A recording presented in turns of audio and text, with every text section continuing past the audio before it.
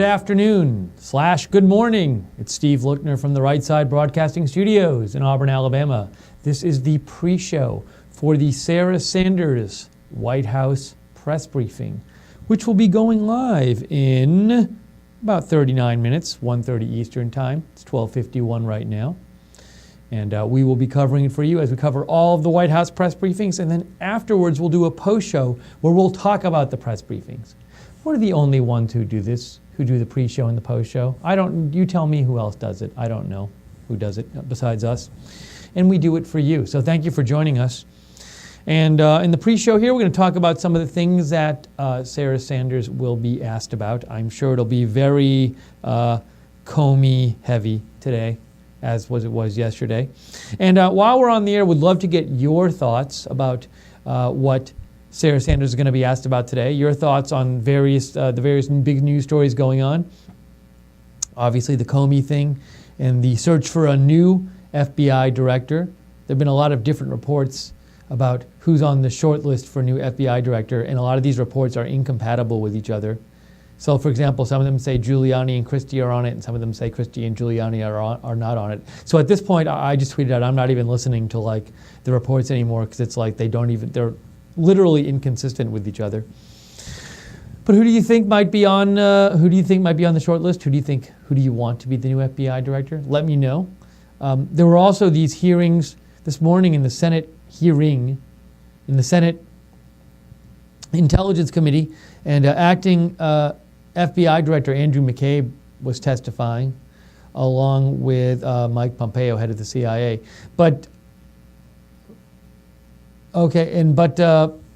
So there were some interesting things said by acting Director McCabe. And one thing I know that the CNN and MSNBC are focusing on with their big headlines are that it was the big headlines right after the hearing on CNN and MSNBC were acting Director McCabe contradicts Trump on Comey, because acting Director McCabe said that the majority of the FBI supported James Comey, and the President Trump had cited the Deputy Attorney General saying that James Comey had lost support at the FBI, lost support of the Bureau. But so they did this big headline, the MSNBC and CNN, on acting Director McCabe contradicts Trump on Comey. But they just as easily could have done a headline which is acting Director McCabe contradicts mainstream media on Comey, because McCabe was asked, are you aware of James Comey asking for more resources recently for the Russia investigation the FBI is doing, which the New York Times reported yesterday, and every mainstream media outlet was reporting in huge. Well, I don't know about Fox, but I know a lot of the mainstream media outlets are reporting in huge headlines and spent hours on CNN and MSNBC on this. And McCabe said he was not aware of this. He also said, I'll get you the exact words here that he said. He said, I strongly believe the Russia investigation is adequately resourced. And he also said, did I retweet it out? He also said, there has been no effort to impede our Russia investigation to date. So as to why, after the briefing, CNN and MSNBC have these big headlines that say, McCabe contradicted for Trump, rather than McCabe contradicted mainstream media, all these things we were saying yesterday, talking about for hours and hours and hours. I don't know, it seems like he contradicted both. And one is just as important as the other, if not more important. So anyways, we'll see how much they talk. We'll see if they give even coverage to both of those. Let's see here. So we're here. It's 12:55 p.m. Sarah Sanders will be on at 1:30 p.m. Eastern Time, and we want to hear from you. So write or email. Write me on Twitter at Lookner on Twitter at LOOKNER. Direct message me. I'll read your comment on the air. Were you watching the McCabe hearings? What did you think? Is the word hearings, when I say McCabe hearings, I should say McCabe hearing, not hearings. So what did you think of the McCabe hearing? And what do you think about the other stories going on today? We'll talk about some of those. So you can message me on Twitter, @Lookner, @LOOKNER, or email me, steve.lookner@rsbn.tv. And I'll read your comment on the air. I'll do my best to try to answer your questions, if you have them. I'm seeing a little thing here. Okay, this is pretty fascinating. According to BNO News,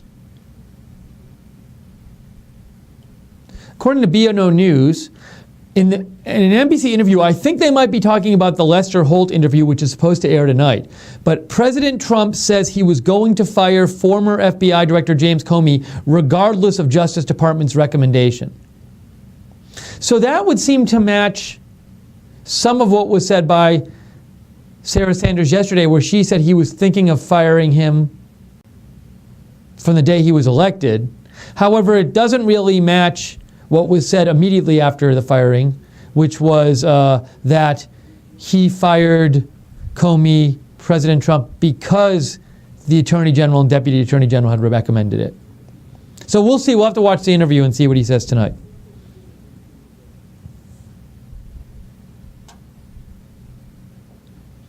And let's see. So we might hear more sooner than that, because Jake Sherman reports NBC announces that Lester Holt is going to host a special report after he interviews Trump today. He was interviewing him about an hour ago. So I wonder if we'll hear more about this from Lester Holt before the actual interview airs. And this is from Dan Merrick on CNN. So we're getting these leaks out. I don't know if leaks is the right word. We're getting early information about what President Trump said in his interview to Lester Holt. According to Dan Merrick from CNN, President Trump said to Lester Holt about James Comey, "He is a showboat. He is a grandstander. The FBI has been in turmoil." So it sounds like President Trump had more to say in his interview with Lester Holt today about why he fired James Comey, and that interview will be airing, I believe, this evening.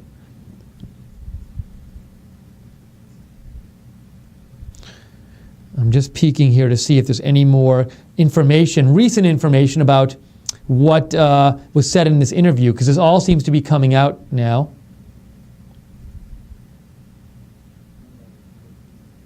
Yep, thank you. That's good. Yeah, Jake, thank you, Jake, for reminding me. Jake reminded me he's able to put tweets on the screen, so in the future I will tell him. I'm just peeking here. Is this worth saying? I actually asked Comey. So this is another quote. Hey, Jake, if you go to Ali Vitali at ALIVITALI, you can put this tweet up. Although it might not, by the time I say it, I don't know if it's so big to put it up, but you can look it up. It's the one that says, according to Ali Vitali, Trump in the Lester Holt interview says, "I actually asked Comey, yes, I said, if it's possible, would you let me know, am I under investigation?" And he says, Comey said no. So we're hearing these different...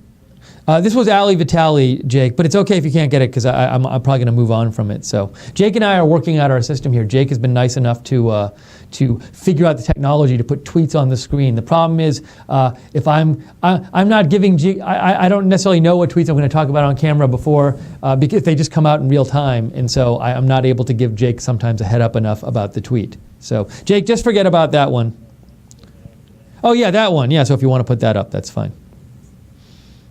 That's the one I just talked about. So sometimes Jake will put up tweets. And also, I don't have my monitor in here yet. We're supposed to be getting that soon, the full-time monitor, so I can't really see what he's putting up on screen. So apologies for any kind of little mistakes we have. Jake's doing a great job, though. See, here's another story I read. It's just like these stories about the short list. This is the second person I've seen today. This guy, Paul Volpe, reports that from Politico, says Kelly Ayotte is on the list of candidates to replace James Comey. But it's like, I've seen 7 different lists, and they're inconsistent. I'm just looking up to find more. So to recap, I'm looking on my Twitter because this information is coming out now about the interview President Trump did just today, just earlier, I think about an hour ago with Lester Holt, or was going on like an hour ago, and it's going to be broadcast tonight, but there's all these, like, I guess you could call them leaks coming out about what he said.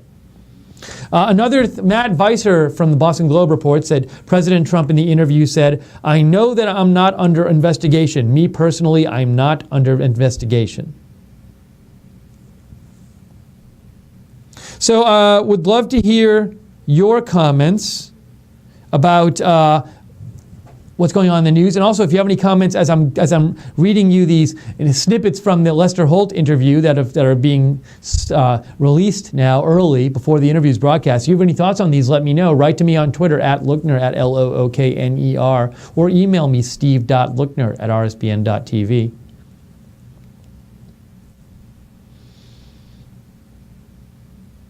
No to the mark, you sent me something about high radiation released after Hanford tunnel collapse, and you sent me a YouTube video. I'll check it out later. I haven't seen any reports of this anywhere else, so I'll have to check out your video, but I haven't seen any other news reports about it, so it hasn't, certainly not confirmed.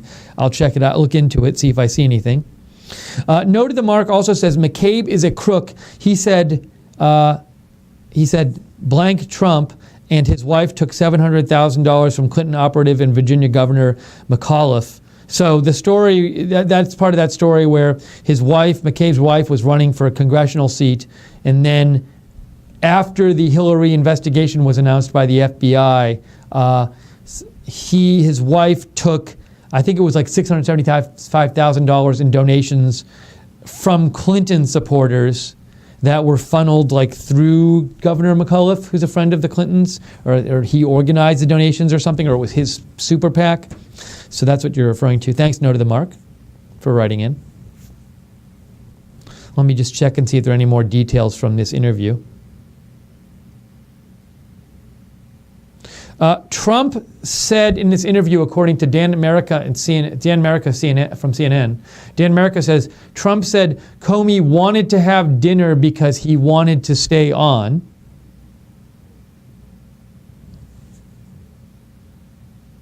Trump also said, supposedly in this interview, hold on, let me see if I can find this. No, I can't find that anymore. All right, I'll keep you posted. I'm keeping an eye on my Twitter here, seeing what else is reported about this, what President Trump said in this interview today. Let me pull up my email here, too. There's one other quick thing I wanted to mention, which I forgot to mention so far. Are we caught up on email? No. I want to catch up on email. Ken Conway, you sent me a message. Ken Conway writes, as soon as my email comes up, I can read it, Ken. Oh, this email page. Will it ever stop driving me crazy? Maybe one day we'll have a different email page we can look at. Ken says, hey, Steve, I really like Sarah Sanders doing the press briefings. She throws some stuff back at the hostile fake stream media. Don't get me wrong, Sean is good too. He just needs a little more to get a little more proactive and fire back at them a bit. He lets them run the show too much, in my opinion. I think he can do it without any criticism. If they complain, he can just tell them that the other option is to just not have a daily briefing Q&A. By the way, here's an article on the investigation of Chuck Schumer and his ties to terrorism. This would not surprise me because of Chuck's heartfelt love, in parentheses, tears, for radical Islamists. I think Trump needs to throw this out on Twitter and fight fire with fire and see how he likes it. Thank you for, I don't have time to look at the link now, Ken, but thank you for sending it. And he says, thanks for a great show. Thank you, Ken, for writing in. Appreciate it. Let me go back here. We have another message here. Mike Klonks writes in, greetings, Steve. I do not believe McCabe regarding support of FBI. So, Mike, you don't agree with McCabe that McCabe's claim that the majority of the FBI supported Comey. Thank you for the message, Mike.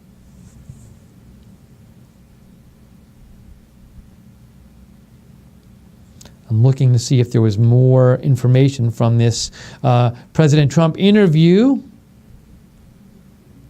So to summarize, again, some of the things that President Trump reportedly said in this interview today that is being reported by various people online, he said, I was going to fire Comey regardless of the recommendation of the Deputy Attorney General. And he said Comey wanted to have dinner with him because he wanted to stay on. He said he asked FBI Director James Comey several times if he was under investigation. And, I saw there's a more particular quote. Oh, is this like this is actually, I have who posted this? Carl Quintanilla posted a bit of looks like a transcript of some of the NBC interview. And it says, Donald Trump, then during a phone call, he said it. And then during another phone call, he said it. So he said it once at dinner, and then he said it twice during phone calls. So Donald Trump in this interview claims that these are the 3 times James Comey purportedly said to Donald Trump that he wasn't under investigation. And Donald Trump says in the interview, then during a phone call he said it, and then during another phone call he said it. And Jake, if you want to look at this, the person who posted this is Carl Quint. Oh, you got it? Oh, you're so good, Jake. It's already up on the screen?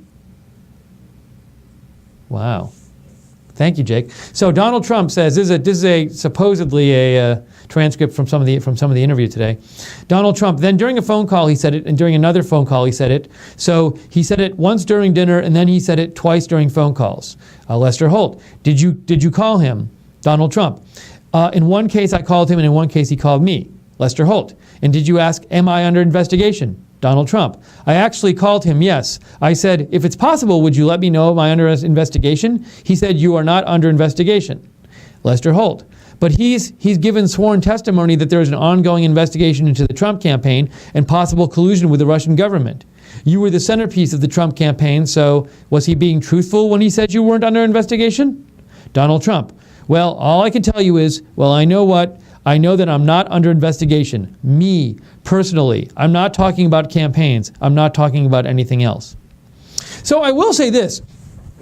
I've heard a lot of pushback in the last day or so over President Trump claiming in this letter, last couple days, President Trump claimed in his letter to James Comey when he fired him that Comey told him 3 times he wasn't under investigation. And I've heard some pushback and some people saying, well, that's just false because he was under investigation. But I mean, a perfectly plausible reading of President Trump's letter is that he was saying Comey told him he personally wasn't under investigation. And that seems to be what President Trump is saying here. He says, well, all I can tell you is, well, I know what? I know that I'm not under investigation, me personally. So it's not, even if the FBI is investigating some possible collusion between Russia and President Trump's campaign, that doesn't make it false if President Trump says, it doesn't make it false that President Trump, it doesn't make it false necessarily that President Trump is not personally under investigation. So it doesn't seem to me that when President Trump wrote to James Comey, you told me I'm not under investigation. That's clearly false because as President Trump said, he could have just been talking about himself personally. Okay, let's see. So it's a quick time check. We have about 20 minutes till the start of the Sarah Sanders press briefing. We cover all the press briefings here at Right Side, and we do a pre-show and a post-show. This is the pre-show. We're taking your comments and your questions. I'll say them on the air. Write to me on Twitter @Lookner, or email me steve.lookner@rsbn.tv. And we're also today talking about these breaking details that are being released of the President Trump interview he did today with Lester Holt, which hasn't aired yet. Sorry. I'm going to get my Right Side mug and have some water. I slurp there. I'm sorry. Let's see if I can do this without slurping. Much better. So, Steve, a lot of people ask, I'm sorry to butt in, but could you turn yourself up some more? Coffee, and I have to tell them no, and you should probably confirm that with everybody. Jake, I'm having a hard time hearing you. Could you turn it up a little more and say it again? I was saying a lot of people ask if you drink coffee, and I have to tell them no, but I thought maybe you could confirm that for them. No coffee, no caffeine. A couple of years ago, I had to change my diet because my metabolism slowed down, and I gave up soda, but I figured why not just give up caffeine, because that was really, I gave up sugar soda, but I figured why not give up caffeine. It's so awesome not having caffeine. I sleep so much better. I don't get headaches during the day. I don't get tired at weird times during the day. It is great, and I know most people have it. Most people drink caffeine, like the vast majority of people. And I thought it was going to be the worst thing giving it up, but I love it. And I will say this. This is my little. This is a total aside, not about politics. But I feel with caffeine, if no one drank caffeine, if it didn't exist, and then it got invented, and someone said, hey, I invented this new thing, and it has these effects on your brain and your metabolism, but especially on your brain, and it does things to it and makes you feel kind of different, you want to drink it? I think a lot of people would just not drink it and be like, I don't want to like mess with my sleep and my attentiveness and other things and get some headaches or something. So, but it's just accepted now to the point where just so many people drink it. But I think part of that. So one of my points is that you might say, Steve, you're crazy for giving up caffeine. But I think part of the reason that it seems crazy to give up caffeine is it's just so ingrained in our society that everybody just drinks caffeine, and it's just like not questioned because we all grow up drinking it. So, but I couldn't recommend more giving up caffeine. It's been great. Now we will never get sponsored by the caffeine industry, unfortunately, but what can I say? So that's I do not drink coffee, and I don't drink decaf either. I've never liked the taste of coffee. I drink water and soda water. That's what I drink. Okay, let's see. IB Dog writes in, you sent me, he said, not really for air. Okay, I won't say it, IB Dog, because you said not for air. So let me check Twitter again and see if there are any more updates about what President Trump said in his interview.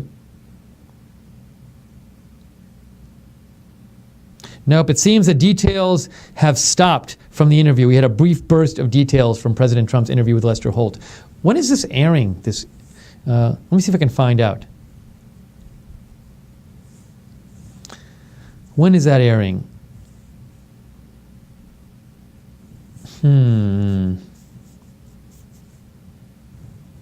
It says, maybe it's airing. So I just read that Lester Holt was going to do like some sort of,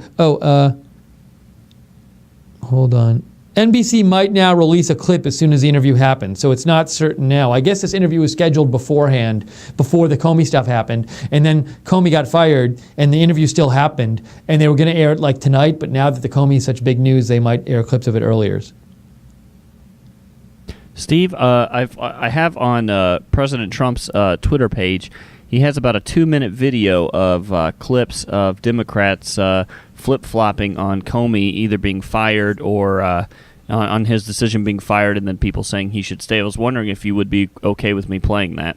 Sure. So Jake said he found a video clip that President Trump, did he post it today? Yesterday? About 17 hours ago. Oh, exactly. Go ahead. I'll tell you when it's ready. So Jake wanted to put on a video clip he's found on President Trump's Facebook page. President Trump had posted a video of Democrats flip-flopping on Comey. Correct, Jake? So yeah, feel free to play it. So Jake's going to play that, and then Jake, just let me know when we're back.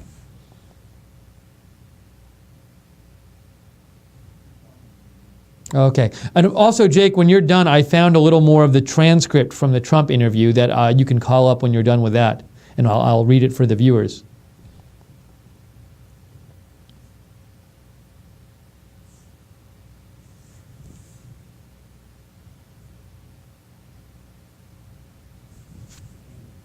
Okay.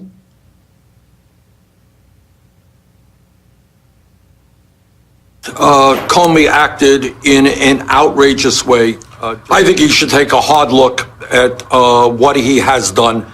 And I think it would not be a bad thing for the American people if he did step down. And do you believe that Jim Comey should resign, Senator Reid? Of course. Did you want to see him gone? So it's absolutely true that Democrats have been very critical of James Comey, and many of us did call for his resignation. It's hard to be a director of such an important institution when that trust is no longer there. Can you tell us anything about the discussion? No, it's classified and we can't tell you anything. All I can tell you is the FBI director has no credibility. FBI director not to send the letter. Comey ignored the warning and sent that letter to lawmakers. He even released internal FBI memos and interview notes.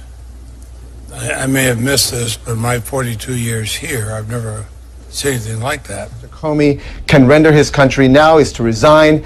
Failing that, Jeff Sessions should invite him for a meeting after he's confirmed as Attorney General and ask for him to resign. I agree with the Wall Street Journal. It's in the best interest of the country that he step down. Opined, frankly, publicly, about legal conduct. The president ought to fire Comey immediately, and he ought to initiate an investigation. There needs to be restoration of the credibility of the FBI. I mean, that needed to be done. And I think he should resign because he's damaged the FBI's reputation. The faith of the people of the FBI is somewhat shaken in their leadership, and I think the faith of the country is in the director of the FBI is somewhat perilous. Given all of that, I think he ought to spend more time with his family. The answer is that he resigns by midnight tonight, or early enough that the world can know that maybe he's not in the right job.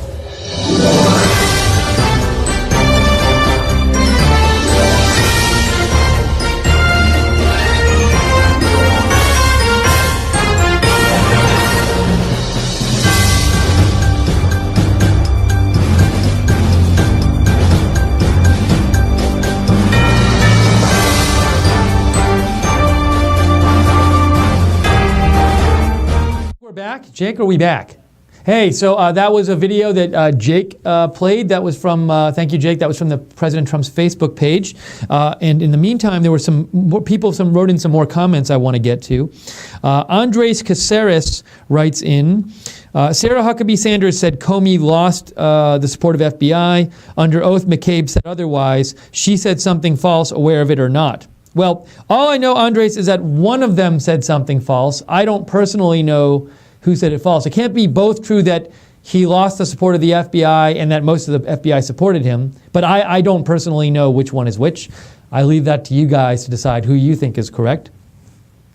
Cat King says, do you feel that Trump will be able to stop suffering stop the suffering of our country because of economic collapse? So it sounds like you're asking me basically, Cat King, do you think President Trump will be able to make the economy better?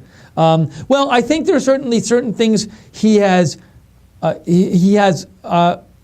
to do that could improve the economy. I think, for example, if he lowers the corporate tax rate, I think that could help the economy. That would be good. If he, I think there are certain regulations that are burdensome on companies. You know, Dodd-Frank is a bill which is really huge and puts a lot of regulatory burdens on companies. And there's especially, burdens on companies that are hard because when there's more regulations, there's a problem where like small businesses can't afford these big departments to deal with all these regulations. So I think a good choosing of certain regulations to get rid of, if you choose that wisely, that could help business. So, I think it's certainly possible. We'll see, what he can get through Congress, what he can get passed. He's kind of limited in terms of what he can just do through executive orders. So I think it'll be important to see what legislation he can get passed. But we'll see. We'll see. I know he wants to do it, Ket King. Thanks for writing in. MAGA 57 says, let's see. You say, wasn't it impeding the investigation into collusion by having Comey as director when he said over and over that there was none? I'm not quite understanding the question, MAGA 57. Feel free to clarify. You say, it sounds like you're saying, wasn't President Trump impeding the investigation into collusion? I get that part. Then you say, by having Comey as director when he said over and over that there was none. I'm not sure who you're saying was saying this over and over, so feel free to write me back and clarify. Also, you say, if anything, and I saw it as a plus for Trump having Comey, so firing Comey helps Trump none. Well, so one thing you are saying, MAGA 57, is you liked James Comey, and you didn't, so you don't think it helps Trump to fire him. I'd be interested in hearing more as to what you didn't like about James Comey if you want to write back, MAGA 57, but thank you for writing in. Patty Farr in the Facebook chat said, wonder how much James made a year. I believe referring to James Comey. Oh, we could probably look that up. By the way, Jake, I wasn't really hearing you that well when you said that. So you can turn your volume up. Oh, great. I'll get to, that's going to be after I get to the comments. We'll do that. FBI director salary. I'm going to guess. I'm going to say $300,000. Huh? Is this true? That'd be less than I thought it was. Let's see. Well, Glassdoor says director salaries at FBI can range from $119,800 to $129,600. Wow, I thought it'd be more than that. Interesting. You really do make way more in the private sector for comparable positions than you work in government, than you do in government. Because like James Comey has had a very, very high position in government. The FBI director is a very high position. If you're in a high position in like some big corporation, you make way more than $129,000. Although I wouldn't feel bad for people working in high positions in government, because as soon as they get out, they can get these giant like lobbying and corporate board positions where they get paid tons of money, which I think is problematic, but that happens. Vicky Richardson writes in, what does an independent counsel do that's not already being done with what's going on in the investigation of the Russian hacking and collusion investigation? So, good question. So, Vicky, here's the deal with independent counsel, and it's not really independent the way the laws are right now. But basically, what happens is this. The investigation, any federal investigation into possible federal crimes is run by the Attorney General's office. The Attorney General's office is in the executive branch, so it answers to the president. So the problem comes is, what if like the president or somebody in the Attorney General's office or somebody connected with them is accused with a federal crime? And you might think, well, maybe it's hard for the Attorney General's office, which is under the president, to do a unbiased, or at least an unbiased investigation of this possible crime, or at least an investigation that appears unbiased of this possible crime, if they're investigating somebody in their own department, or somebody who, like the president, or somebody who works for the president, and remember, the president is like the boss of the Attorney General's department. So an option would be for there to be a special prosecutor appointed, so that who doesn't work in the Attorney General's office, and that person could be seen as like less likely to have a biased investigation. However, the way our current laws are written, there used to be a law that said like Congress can appoint an independent prosecutor, but that law expired. So if there was going to be a special prosecutor now, it would still be a person appointed by the Attorney General's office, but they wouldn't be somebody who worked in the office. And in theory, they try to get somebody with like a good bipartisan record who Americans could trust to do a neutral investigation. So the point is really to make the investigation both actually and seemingly less possibly biased.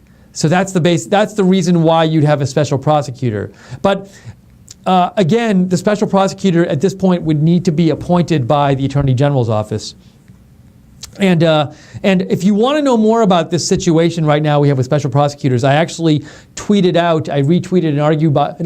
an article by Andrew McCarthy, I think from the National Review this morning, where he basically summarized the situation with special prosecutors. And it's very interesting. I didn't realize, I did some research on this yesterday, and I didn't realize that it used to be the case that there could be an independent prosecutor who was somebody not appointed by the executive branch to look into federal crimes, but that can't happen anymore. There's no law for that to happen, and the only special prosecutor that could be appointed would be somebody from that is appointed by the Attorney General's office. So, Vicky, that's my answer to your question. I hope that helped. SH7401 writes in, Comey has a net worth of $11 million. No to the Mark says, public sector higher-ups could care less about salary. They sell access and make millions. Salary is lunch money. So, so you're saying they make millions. You're saying, no to the Mark, you think they make millions while they're in office by selling access. But I know a lot of them make money after by taking these other jobs like lobbying jobs and stuff like that. Thank you both for writing in. And I know we got another email here, a couple more emails. Hi to everybody again on Facebook watching today, or we're out on Facebook as well, and on YouTube. Thank you to the moderators for moderating the chats today, the chat on YouTube and the chat at rsbn.tv. And hello everybody in the chat room. If you enjoyed this coverage, we're the only ones who do a pre and post show for the Sean Spicer briefings. we hope you consider donating because your donations keep us on the air. We are largely viewer supported. We get a small amount of ad revenue from YouTube, but basically our funds come from viewers like you. So if you'd like to donate, you can either go to rsbn.tv/donate. That's rsbn.tv/donate. Or you can click on the $ at the bottom of the chat room on YouTube. Click on the $ at the bottom of the chat. That lets you donate. And if you do that, your name will pop up, and then Jake will tell me, or one of the moderators will tell me, hey, this person donated. I'll give you a shout out on the air. And also, if you want to get something in return for donating, you can set up a monthly donation and get some cool right side stuff in return, like this mug here, which I'm going to drink from right now, not coffee, a water. If you want to get cool stuff like this in exchange for a donation, you can go to our Patreon site, which is www.patreon.com/RSBN, and Patreon is Patreon.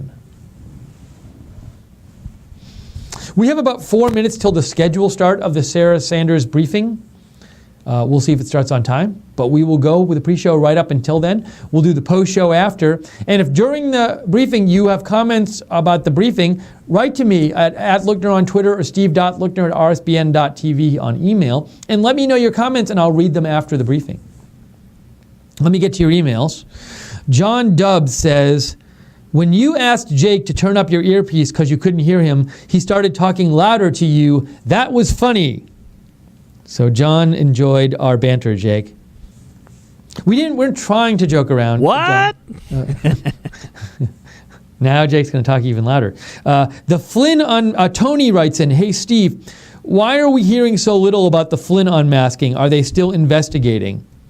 So, one report I'd seen, it's like who knows what really happened with this Comey stuff at this point, but one report I'd seen about something President Trump was upset about regarding James Comey was that he wasn't looking into leaking. He wasn't looking into the leaks enough from the FBI, and I would assume from the. Okay, so we might go to the briefing very soon. So if I have to go right away, I'm sorry. So I know. So one report said that President Trump wanted President Comey Director Comey to investigate the leaks more coming from like the intelligence community. But also, I wonder if that's something that President Trump wanted Director Comey to investigate. Did he want him to investigate the unmasking stuff? Why are we hearing so little bit about it? Okay, so we're not going to the briefing yet. We will as soon as it starts. So as to whether they're still investigating, like perhaps I'm guessing maybe people in the White House are investigation in terms of like whether the Attorney General's office or the FBI investigates. I'm not sure. I'm not aware of this. So I don't know whose purview that would fall under. Like, don't know who's responsible for investigating that and whether it's still happening. So I can't give you. I'm guessing President Trump would like to hear more about that, but the media isn't reporting on it that much. But I'm guessing President Trump would like to see them reporting more on it. So thank you for the question, Tony. That wasn't a great answer to your question. It wasn't that informative, but I don't have that much information to give you. Let's see here. Let me get back to your emails. A couple more messages here. Vicky Richardson says, you say, yes, it does, and I forget what you're saying. Yes, it does. Thank you. I'll check out the article you referred to. I forget what the yes, it does would be referring to, Vicky. I'm sorry. I can't remember what I was saying that would make you say, yes, it does. So my bad. But if you read maybe the article will answer.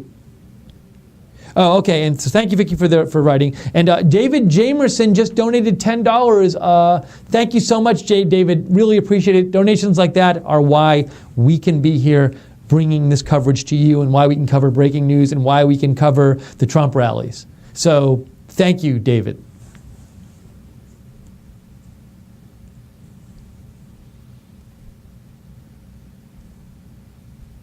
William Heritage writes in, Susan Rice has a net worth of $50 million as a career U.S. public servant with a maximum salary of $172,000. William Heritage. Now, I'd be interested in knowing where you got the Susan Rice figure. I'm going to look up Susan Rice net worth on Google right now and see what comes up.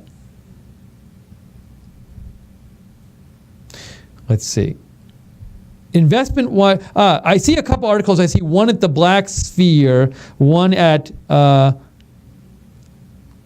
even the Washington Post in 2012 wrote something. I did not know this. I think it says something about her $20 million plus net worth. Let me look up this. This is quite interesting. I never realized this. Can I find it in this article? I know it mentions it. It says, inheritances from her husband and her family, as well as her own investments, are chiefly responsible for her $20 million plus net worth. So now I have no idea if they're accurate about what exactly. I don't know. That's what Washington Post says. I don't know exactly about the sources of her net worth. But yeah, wow, she has a very big net worth. Now, she did get some inheritances, but I never realized she was worth that much money. Thank you for the heads up. William Heritage. MAGA 57 says, Comey's believing there was no collusion with Russia and Trump is what got him fired. So MAGA, you're saying that Comey believed there was no collusion with Russia and Trump. I don't know. I didn't hear him report that he believed that. But also, I'm not sure why that would cause Trump to fire him. You'd think if he believed that, then President Trump would be cool with him running the investigation into the Russia collusion. Now, maybe I'm misinterpreting you, MAGA.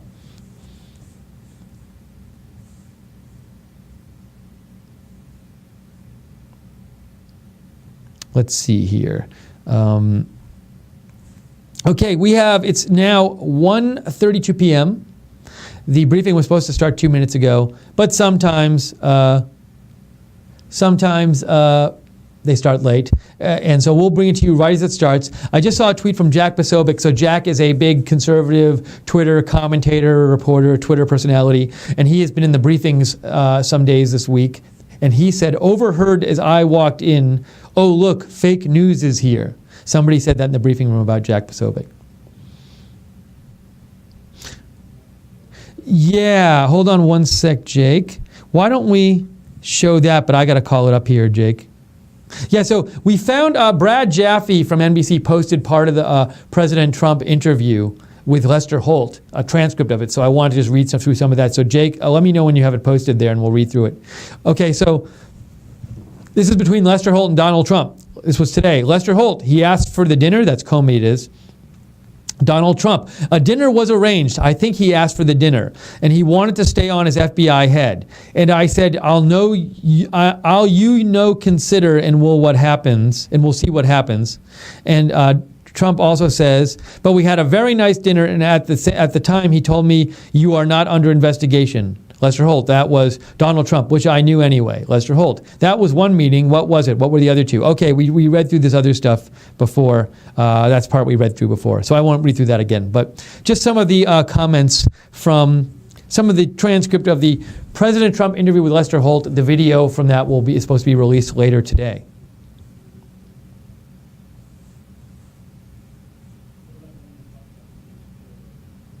The actual transcript of that? Was that on that, Jake? Oh, okay. I missed that part. Let me go back.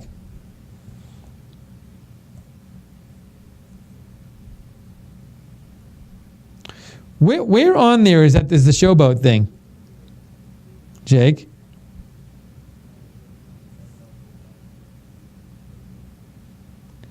Oh, the thing is that I can't on my. Oh, you're saying on Brad Jaffe's? All right, I think you're saying, right, Jake? Or no? But in that one tweet, I am not able to see the showboat comment. So maybe you're looking at a different tweet than me. Oh, here it is. Oh, well, so is it part of a transcript, Jake, or is it just like a quote? Well, Jake and I'm sorry, Jake, I'm confusing you. My fault. So I know the quote was that he called Comey a showboat, a grandstander, but I don't, for whatever reason, Jake, I'll have to look at it later. I can't get the part of the transcript that you're able to get out there. Sure, yes. Okay, so Donald Trump. Look, he's a showboat. He's a grandstander. The FBI has been in turmoil. You know that. I know that. Everybody knows that. You take a look at the FBI a year ago, it was in virtual turmoil. Less than a year ago, it hasn't recovered from that. Lester Holt, Monday you met with the Deputy Attorney General Rod Rosenstein. Donald Trump, right. Lester Holt, did you ask for a recommendation?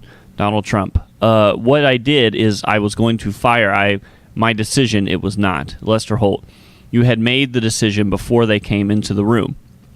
Donald Trump, I was going to fire Comey. There's no good time to do it, by the way. They were, Lester Holt, because you later said I accepted their recommendation, so you had already made the decision. Donald Trump, I was going to fire regardless of recommendation. And that's the end of it. Thank you, Jake. So that was more of the transcript from Donald Trump's interview today with Lester Holt, which the video will be released shortly, reportedly. We're waiting for the press briefing to start with Sarah Sanders. As soon as it starts, we'll go right to it. And join us for the post-show.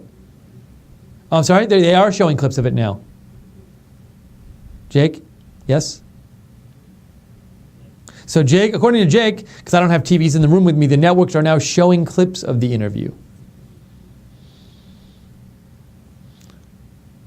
This is... So King, America First just sent me a tweet and it says, Spicer must have a lot on his mind. He's wearing 2 different shoes. Now, I don't know where this photo came from or when it was taken, but it is a photo of Spicer. It looks like wearing 2 different shoes. Oh, but it might also be, he might have like a foot problem and be wearing some kind of like cast or, like slipper on one shoe for that. I'm not sure. So I can't speak America First to where these photos came from, but thanks for sending them in. Chick Mouse Vintage on Etsy donated $10. Wow, Chick Mouse Vintage on Etsy donated $10. Thank you, Chick Mouse Vintage on Etsy. Very much appreciated. That money helps us stay on the air. And that's really cool of you. If you'd like to donate, again, go to rsbn.tv/donate. I wonder if they want us to visit Chick Mouse. I wonder if they want us to visit Chick Mouse Vintage on Etsy.com. No, I think they might want to. So if anybody wants to, go to Chick Mouse Vintage at Etsy on Etsy.com. But if you want to donate, go to rsbn.tv/donate, or you can donate on the YouTube page. If you're watching the video on YouTube, next to the video is a chat. There's a $sign at the bottom of the chat. You can just click that $sign.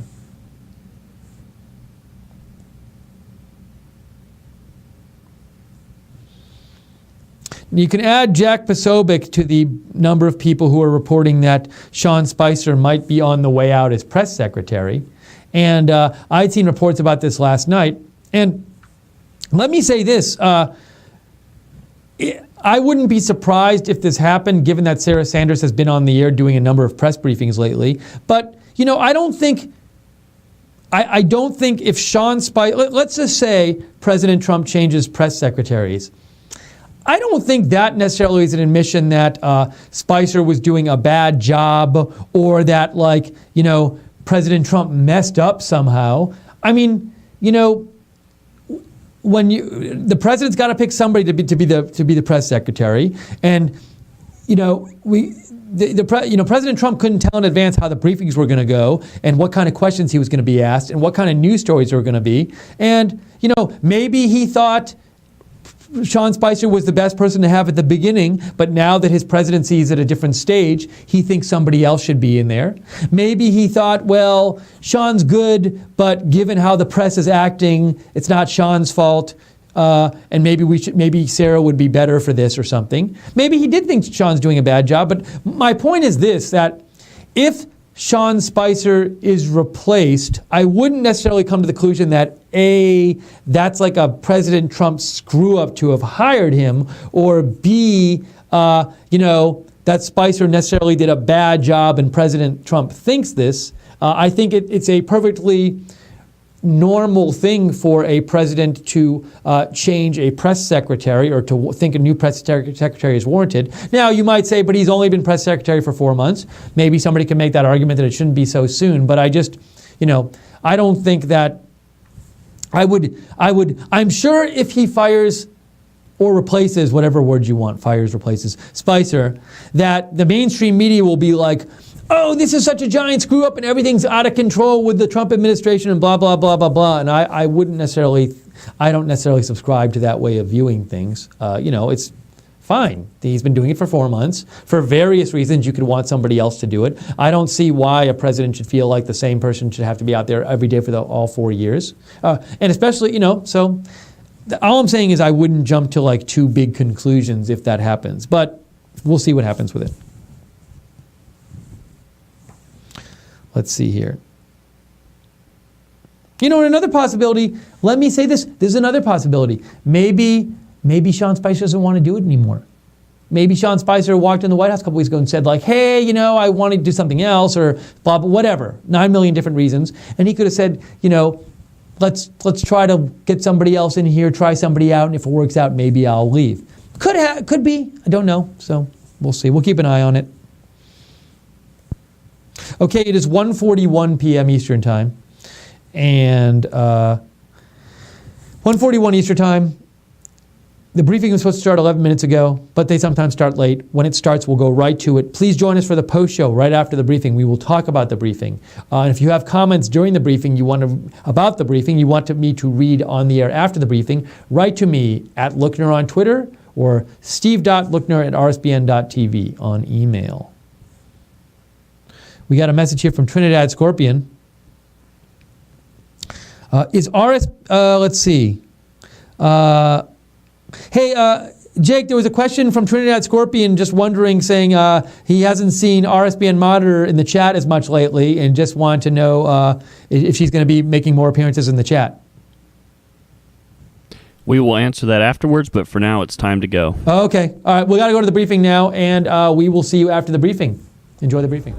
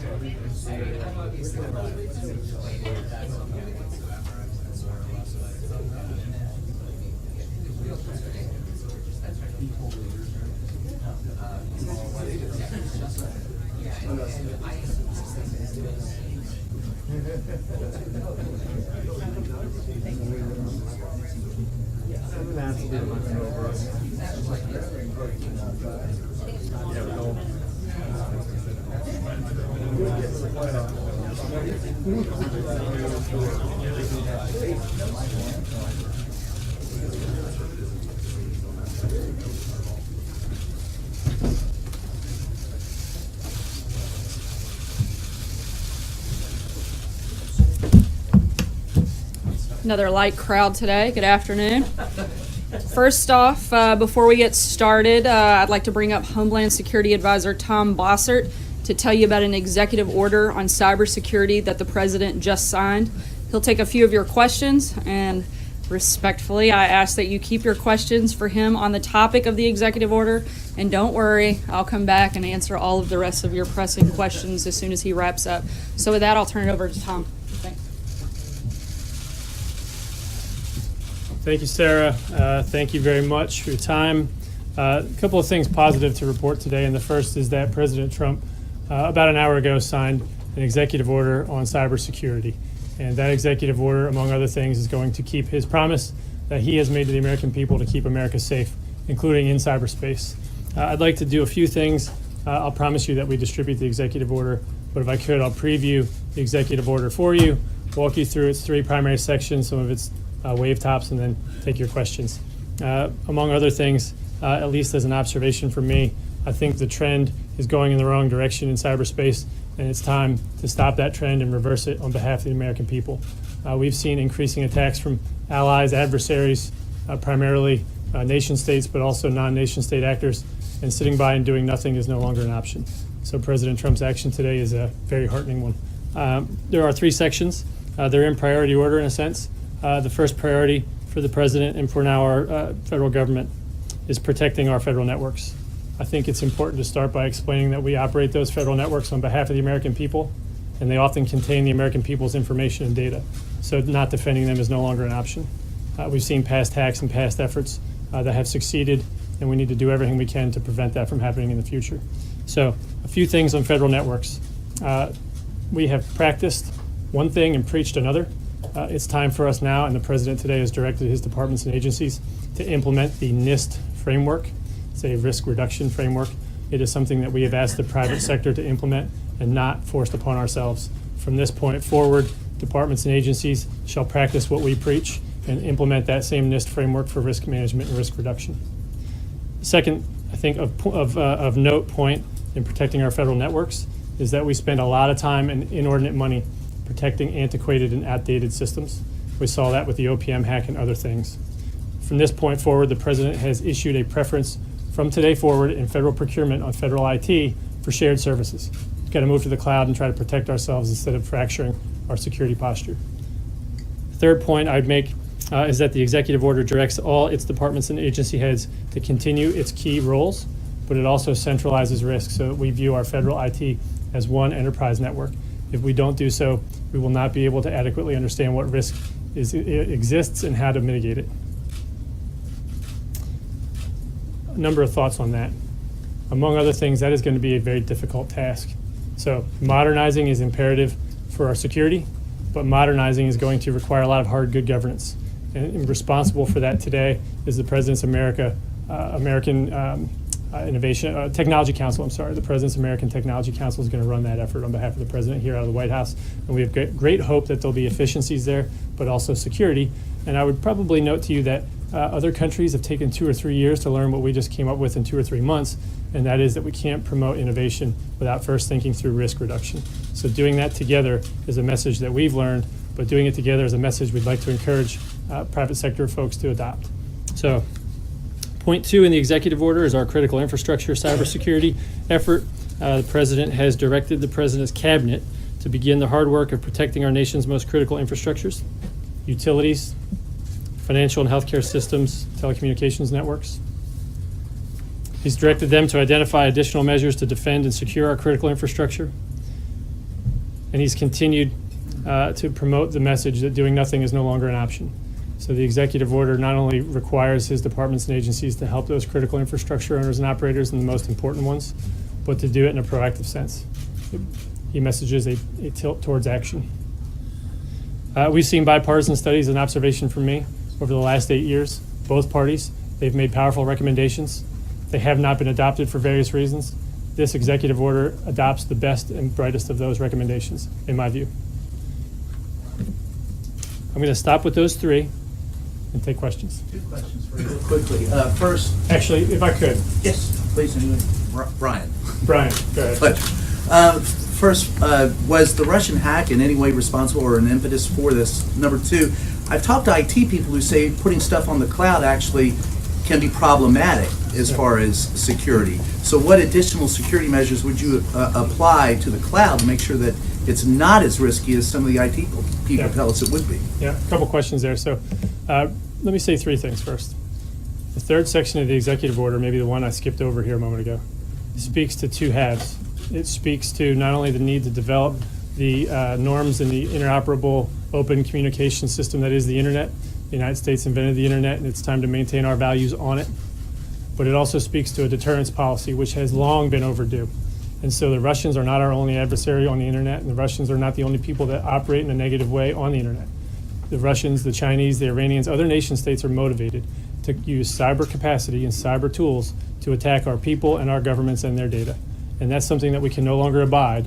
We need to establish the rules of the road for proper behavior on the internet, but we also then need to deter those who don't want to abide by those rules. So to answer your first question is, no, it wasn't a Russian-motivated issue. It was a United States of America-motivated issue.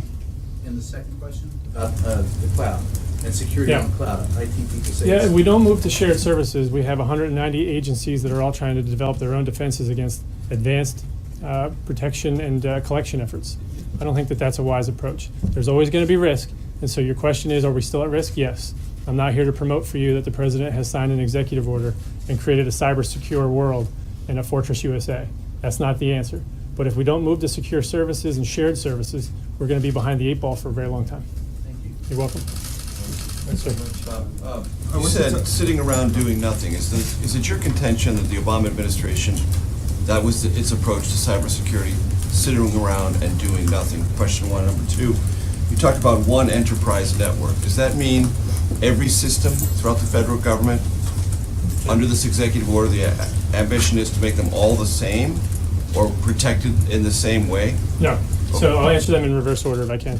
What we need to do is view the federal government as an enterprise, as opposed to just viewing each department and agency as its own enterprise. So the Department of Homeland Security and Secretary Kelly will play a large and leading role in this effort in implementing the president's executive order. Has an enterprise, and their enterprise network covers 340 or so thousand employees and their contractors and so forth. They are responsible, and that secretary of each department and agency will remain responsible for securing those networks. But we need to look at the federal government as an enterprise as well, so that we no longer look at OPM and think, well, you can defend your OPM network with the money commensurate for the OPM responsibility. OPM, as you know, had the crown jewel, so to speak, of our information on all of our background and security clearances. So what we'd like to do is look at that and say that is a very high risk, high cost for us to bear. Maybe we should look at this as an enterprise and put collectively more information in protecting them than we would otherwise put into OPM, looking at their relevant importance to the entire enterprise. Not just their budget, but based on what they do. So each department and agency has a responsibility to protect its own networks, but they now have a responsibility to identify their risk to the White House, to the president, so that we can look at what they've done, and just as importantly, what risk they know they're accepting, but not mitigating. There's a lot of identified risk, but there's also a lot of identified and not remediated risk. So that mitigation strategy is going to have to come through a centralized place. We've seen other countries, Israel and others, adopt a centralized view of risk management and risk acceptance decisions. So that's the answer to your question. The second question, though, maybe is that doing nothing. Yeah. So was that the previous administration's approach from your vantage point? Yeah. No, I think that the observation is that we have not done the basic block and tackling, right? Of thinking of the internet as something that the American people benefit from. I think what we've done is focus on the federal IT portion of it. I think that a lot of progress was made in the last administration, but not nearly enough. I think we're going to change that. And I think looking at this from the perspective of a deterrent strategy, to be honest, yes. I think the last administration should have done that, had an obligation to do it, and didn't. Sorry. A little bit about deterrence. I was wondering if the administration has a view on what might constitute an act of war with regard, what kind of cyber attack might constitute an act of war. Yeah, there's a whole lot that we'll talk about in terms of what constitutes a cyber attack, what's war and what's not war. The Talon Manual and other things are important, but I think the most important answer to your question is that we're not going to draw a red line on cyber war. at this point today. It's not within the direct scope of the executive order, but it also would violate, I think, the president's primary mission to me to not telegraph our punches. If somebody does something in the United States of America that we can't tolerate, we will act.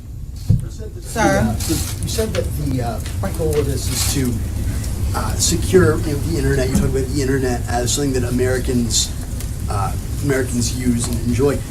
Well, the technical standards for most things on the internet are put together by many international standards organizations and engineers and things like that often aren't in the United States.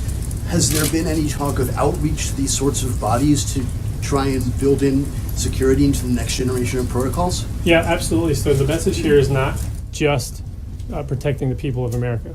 We have an America First perspective, but the idea of having like-minded people with similar viewpoints, like our allies, developing with us the open, operable internet is something key to figuring out how we will define what is and is not acceptable.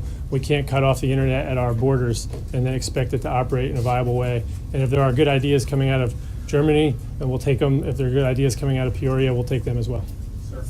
Council, you mentioned the American Technology Council a short time ago. We really don't have much of an indication if there's any going to be like significant Silicon Valley or tech leaders who are going to be coming here.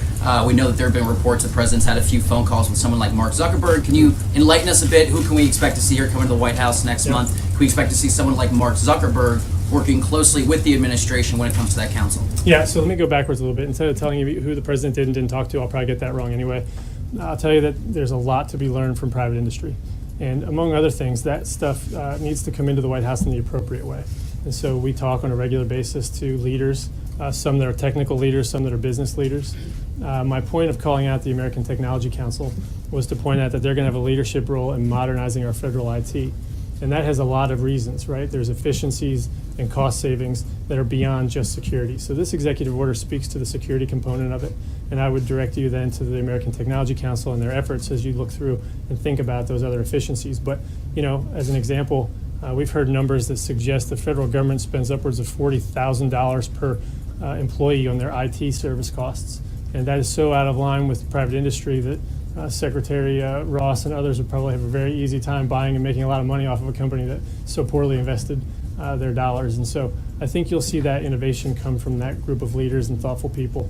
And then in terms of what you'll see over the next month, I would say I don't know how to answer that specifically, but I'd like to take the opportunity in the opening before Sarah pulls me to thank 2 or 3 people. And one of them high on my list is Mayor Giuliani.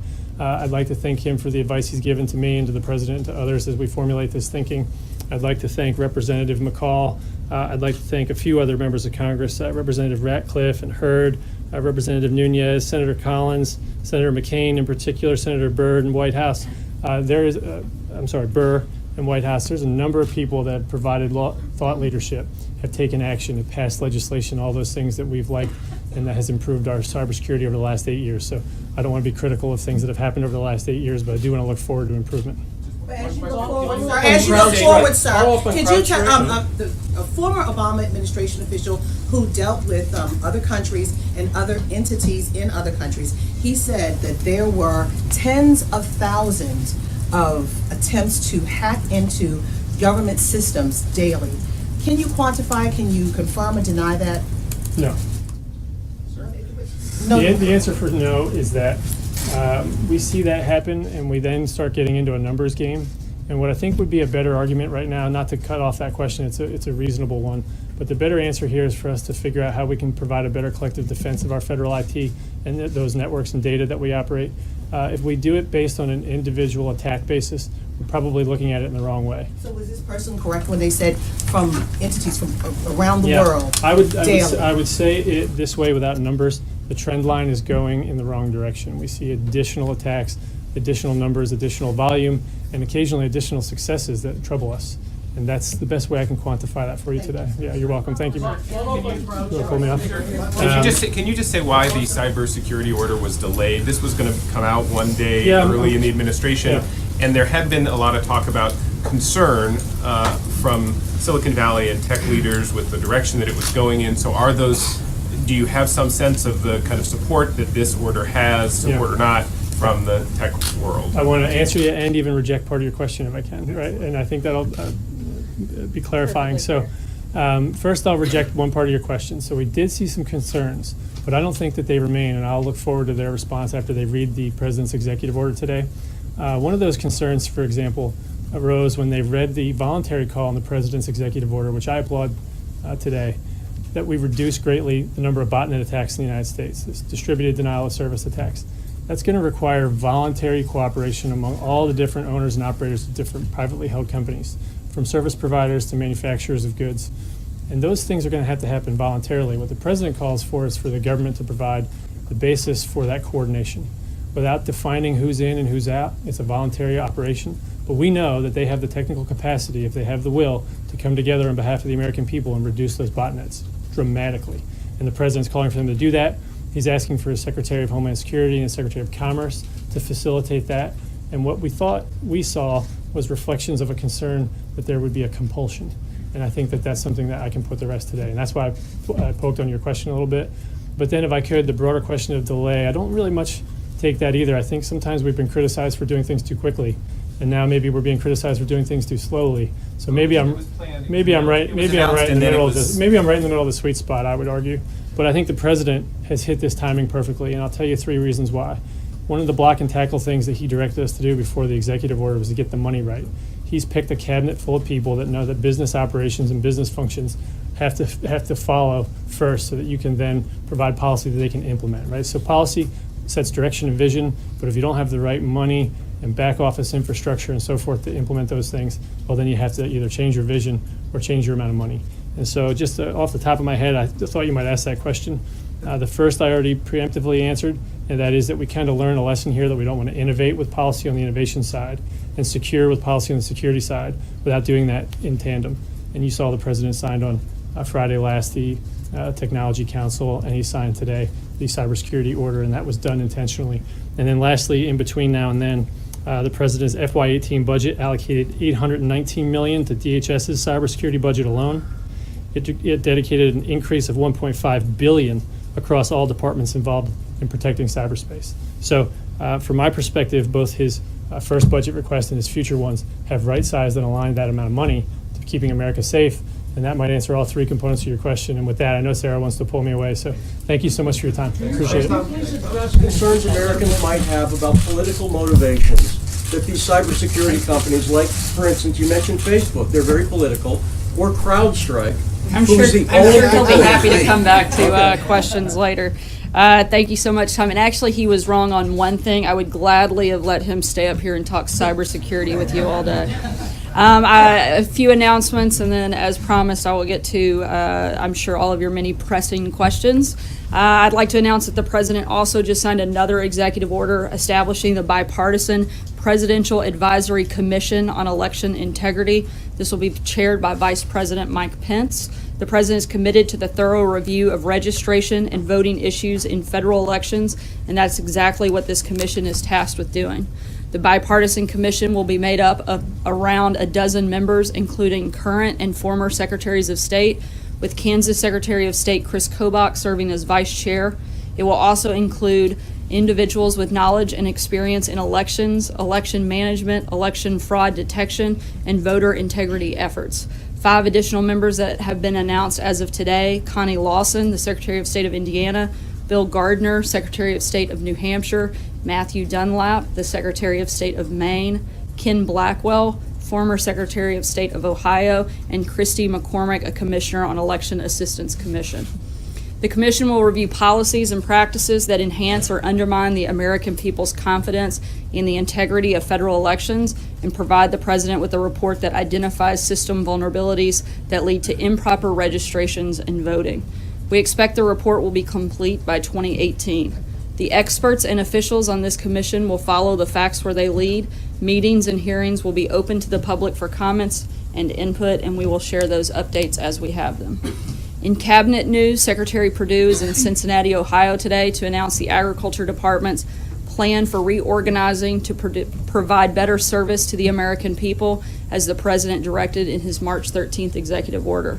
With the barges of the Ohio River behind him, many of which contain products that are beginning a journey that will ultimately take them to markets overseas, Secretary Perdue will announce a new mission area for trade and foreign agriculture affairs, recognizing the growing importance of international trade to the agriculture sector of the economy. United States Immigration and Customs Enforcement will hold a press conference at 2:15 today, probably not too far away, to announce the results of a highly successful recent gang surge operation. The President has made enforcement of our nation's immigration laws a top priority, and today's announcement will underscore not only that commitment, but his focus on targeting transnational gangs and prioritizing the removal of criminal aliens who pose a threat to public safety. Also today, Secretary Mattis met with the Turkish Prime Minister in London to discuss a range of bilateral security issues, and the Secretary reiterated the United States' commitment to protecting our NATO ally, and both leaders affirmed their support for peace and stability in Iraq and Syria. One other thing I wanted to point out, last night Obamacare suffered another serious blow as Aetna announced its decision to pull out of the Nebraska and Delaware marketplaces, which ends their participation in exchanges completely. They've sustained hundreds of millions of dollars over the last several years and is projected to lose more than $200 million in 2017. The company attributes those losses to structural issues within the exchanges, quote, that have led to co-op failures and carrier exits and subsequent risk pool deterioration, end quote. This latest news adds to the mountain of evidence that Obamacare has completely failed the American people and reinforces why there is no time to waste in repealing and replacing this law before it takes our entire healthcare system down with it. Finally, I know we hold those hands. I know we sent out a timeline regarding the firing of former Director Comey yesterday because there seemed to be some misperceptions about the meeting between the President and the Attorney General and the Deputy Attorney General on Monday. But I'm going to read it to you all again just to make sure we're all on the same page because I want the sequence of events to be perfectly clear to everyone. The President over the last several months lost confidence in Director Comey. After watching Director Comey's testimony last Wednesday, the President was strongly inclined to remove him. On Monday, the President met with the Attorney General and the Deputy Attorney General, and they discussed reasons for removing the Director. The next day, Tuesday, May 9th, the Deputy Attorney General sent his written recommendation to the Attorney General, and the Attorney General sent his written recommendation to the President.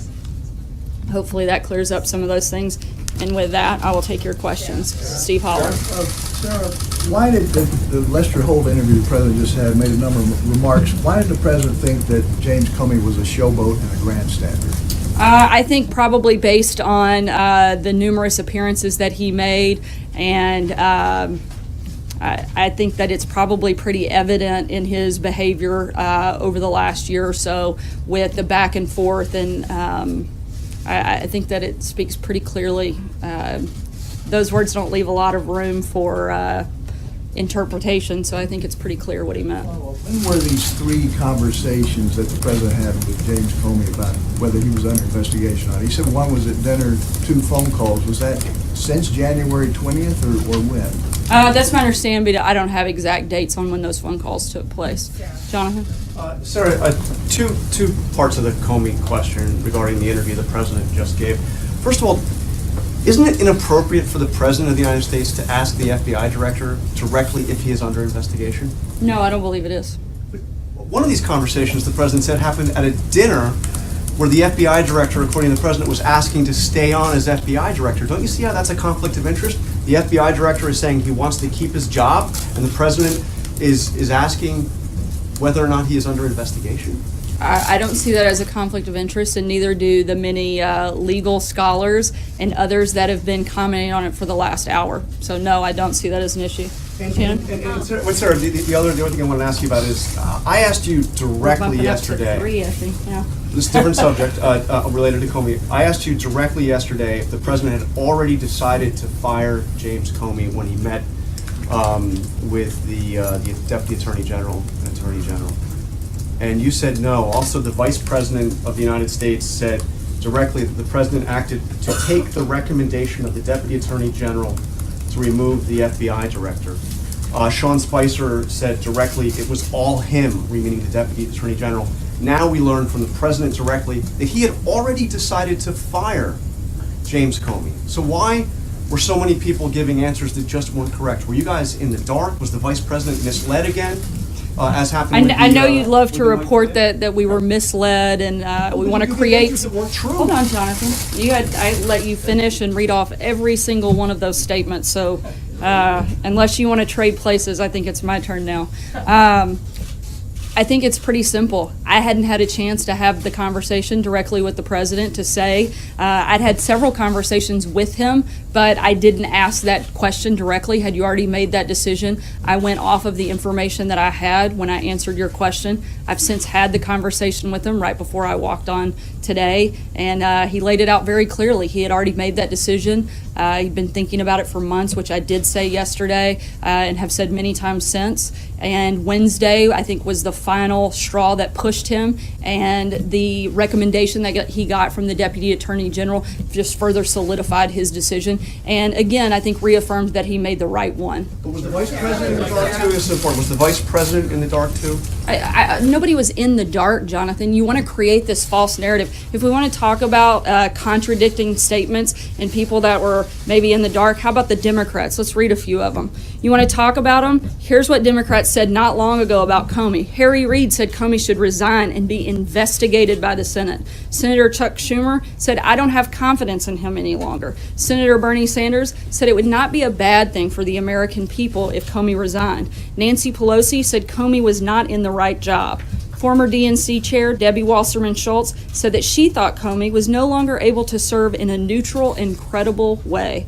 President Obama's advisor Valerie Jarrett reportedly urged him to fire Comey. Just yesterday, Representative Maxine Waters said that Hillary Clinton would have fired Comey. If you want to talk about people in the dark, our story is consistent. The president is the only person that can fire the director of the FBI. He serves at the pleasure of the president. The president made the decision. It was the right decision. The people that are in the dark today are the Democrats. They want to come out, they want to talk about all of these, they love Comey and how great he was. Look at the facts. The facts don't lie. Their statements are all right there. I think it's extremely clear that, and frankly, I think it's kind of sad. In Washington, we finally had something that I think we should have all been able to agree on, and that was that Director Comey shouldn't have been at the FBI, but the Democrats want to play partisan games, and I think that's the most glaring thing that's being left out of all of your process stories. John Roberts. Sarah, you said from the podium yesterday that Director Comey had lost the confidence of the rank and file of the FBI. On Capitol Hill today, the acting director of the FBI, Andrew McCabe, directly contradicted that. What led you in the White House to believe that he had lost the confidence of the rank and file of the FBI when the acting director says it's exactly the opposite? Well, I can speak to my own personal experience. I've heard from countless members of the FBI that are grateful and thankful for the president's decision. And I think that, we may have to agree to disagree. I'm sure that there are some people that are disappointed, but I've certainly heard from a large number of individuals, and that's just myself. And I don't even know that many people in the FBI. And if I could, to what you were saying about the Democrats. Clearly, they didn't like James Comey too much after the October 28th pronouncement that he was reopening the investigation into Hillary Clinton's emails. Their point now is that the timing is different, that this was in the middle of an investigation. Do they have a point? Not at all. And I think Mr. McCabe made that point far better than I could today when he said that there's been no impediment to the investigation. And as I said before, any investigation that was taking place on Monday is still taking place today. So I think that's, again, another sad story by the Democrats that they're trying to peddle. Mara. Thank you. Another comment from the hearing today. The acting Deputy Attorney General said, McCabe said that he considers the investigation into Russian meddling in the election to be highly significant. In the past, the president has said that the investigation was a hoax, and he's questioned even recently whether maybe it wasn't Russia, it might have been China. Does the president consider this investigation to be highly significant?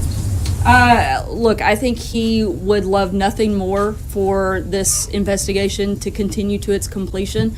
I think one of the reasons that the hoax component is the collusion component that has been the false narrative that you guys have been pushing for the better part of a year. I think that's the piece that he is repeatedly talking about being the hoax. But in terms of the threat to national security, does he take that seriously? Does he think that's significant? Putting aside the collusion question. Of course he takes national security seriously. I mean, to even hint that he doesn't, I think is to misunderstand this president completely. From the very moment that he stepped onto the campaign stage to the day that he took the oath of office to become president, he has talked about national security. He's made that one of the biggest priorities in the administration.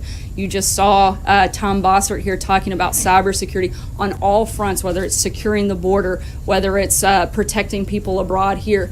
The president has been focused on national. During the election was a threat to U.S. national security. You know, I haven't had the chance to ask him about that. I think we're still waiting on the final conclusion of that investigation.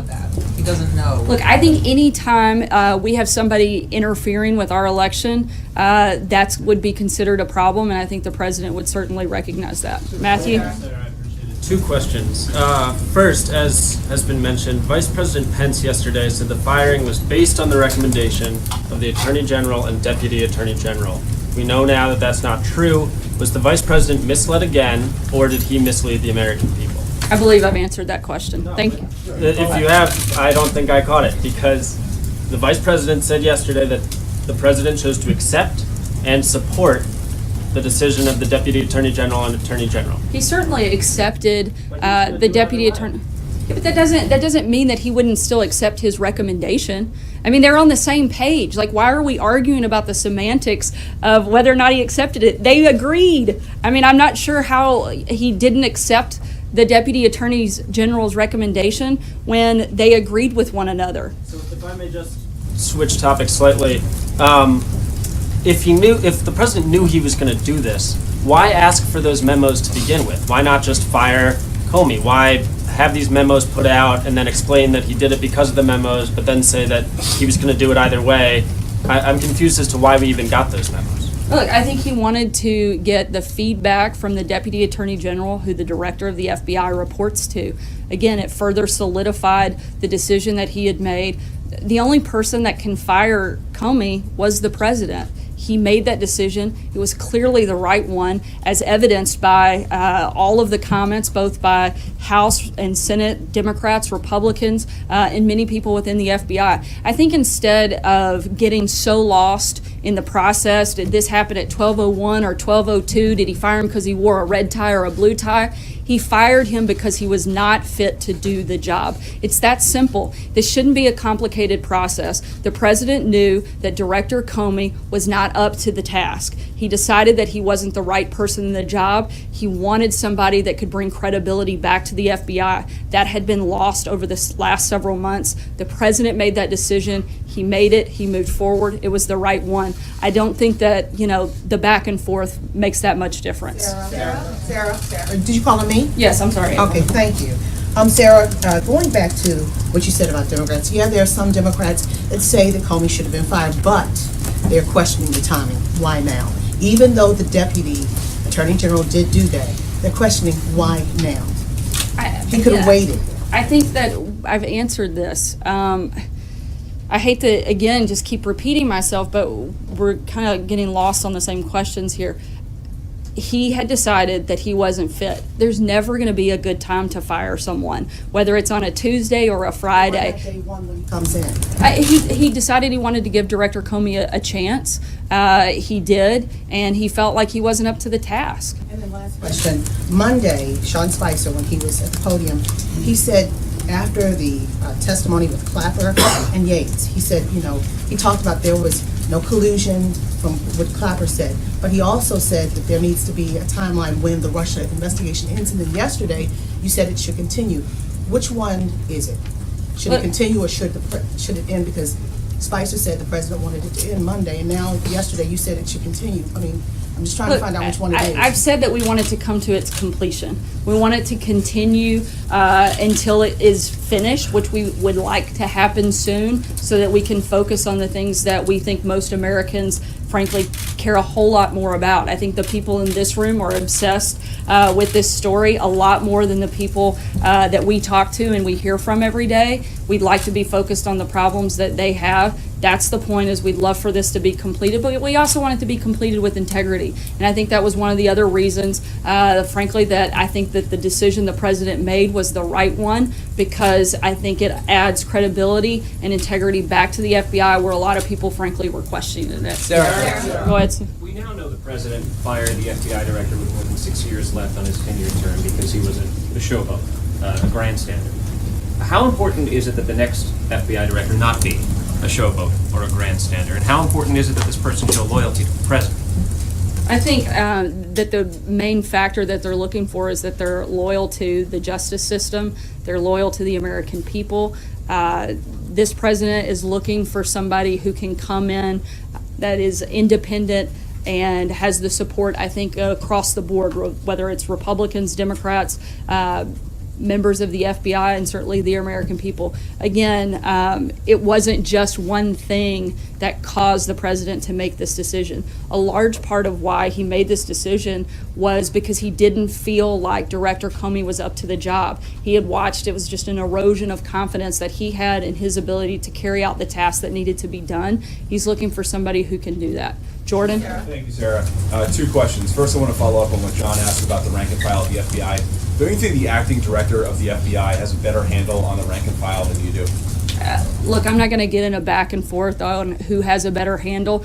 Again, I've heard from multiple individuals that are very happy about the president's decision, and I know that it was the right one. I believe that most of the people that we've talked to also believe it was the right decision to make. I want to also ask about the meeting yesterday between President Trump and the Russian foreign minister.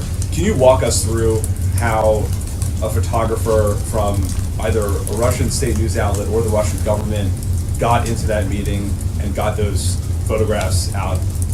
Yeah, the same way that they would whoever the president was meeting with when it comes to a foreign minister or a head of state. Both individuals have official photographers in the room.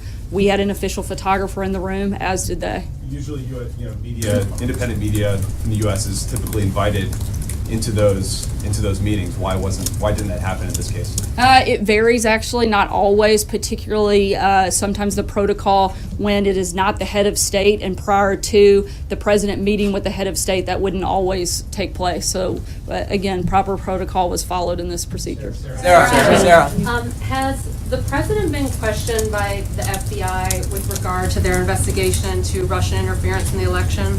Not that I'm aware of. Does he expect to be? I haven't had a chance to ask him that question, so I don't know. I'm not going to guess on what he may expect. Major? So, at the Justice Department, there's a general protocol that discourages conversations with the President of the United States by the FBI director about anything that might involve the President. That's a general aspect of the protocol that's usually fired, to ensure that there is no confusion about political interference or any kind, or even the impression or the appearance of political influence on the FBI. That's the standard procedure. You just said here it was appropriate for the President of the United States to ask whether or not he was under investigation.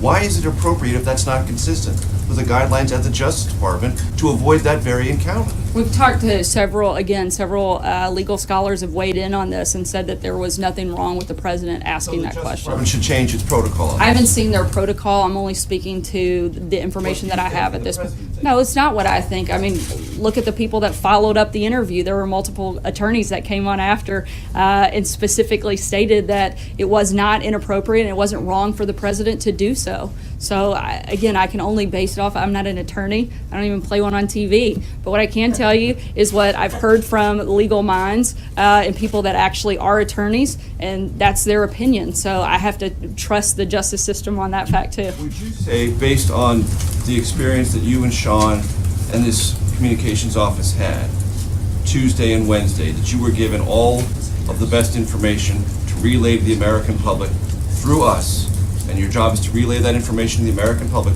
we're only intermediaries, about what happened with this firing Funny that and the you mentioned rationale for it. intermediaries. You seem to take a much more proactive approach most of the time, but I'll go with intermediaries for today.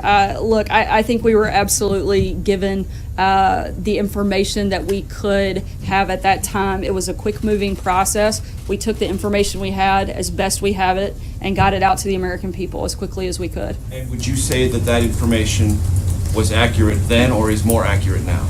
I would say that after having a conversation with the president, you don't get much more accurate than that. And so by that standard, should reporters and the country essentially wait for a pronouncement from the president before believing that which is stated on his behalf by the White House communications staff? Look, Major, I'm not going to get into back and forth that we have to have like a direct quote every single time.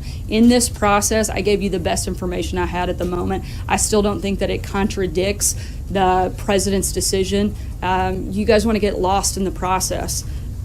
I don't believe asking you a question and getting an answer is lost in the process, Sarah, with all respect. Yeah, and I'm answering those questions. It's very simple. The president decided to fire Director Comey.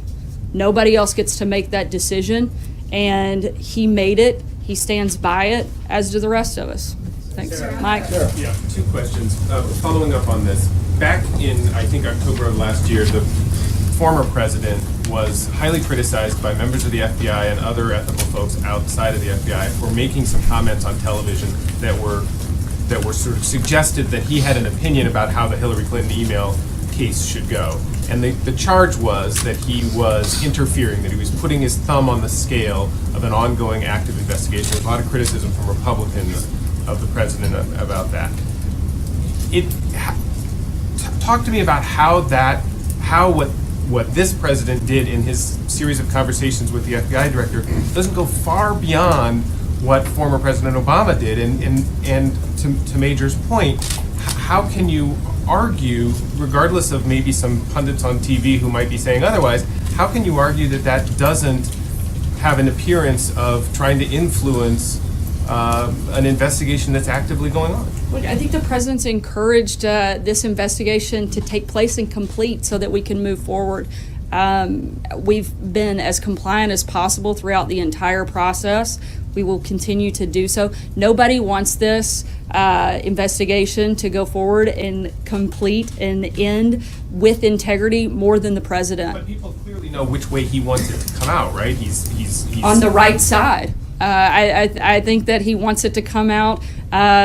He's very well aware of the actions he has or hasn't taken. He knows he didn't take any action, and I think he's ready for the rest of you guys to understand that as well. And one last question, just to follow up on the FBI thing, and I'm not trying to be overly combative here, but you said now today, and I think you said again yesterday, that you personally have talked to countless FBI officials, employees, since this happened. Correct. I mean, really? Like, I mean, so are we talking between like email, text messages? Absolutely, 50, yes. 60, 70? Look, we're not going to get into a numbers game. I mean, I have heard from a large number of individuals that work at the FBI that said that they're very happy with the president's decision. I mean, I don't know what else I can say. Catherine. Sarah, there's a report in the Wall Street Journal that the Deputy Attorney General asked the White House counsel to correct the version of events that was coming out initially after the Comey firing.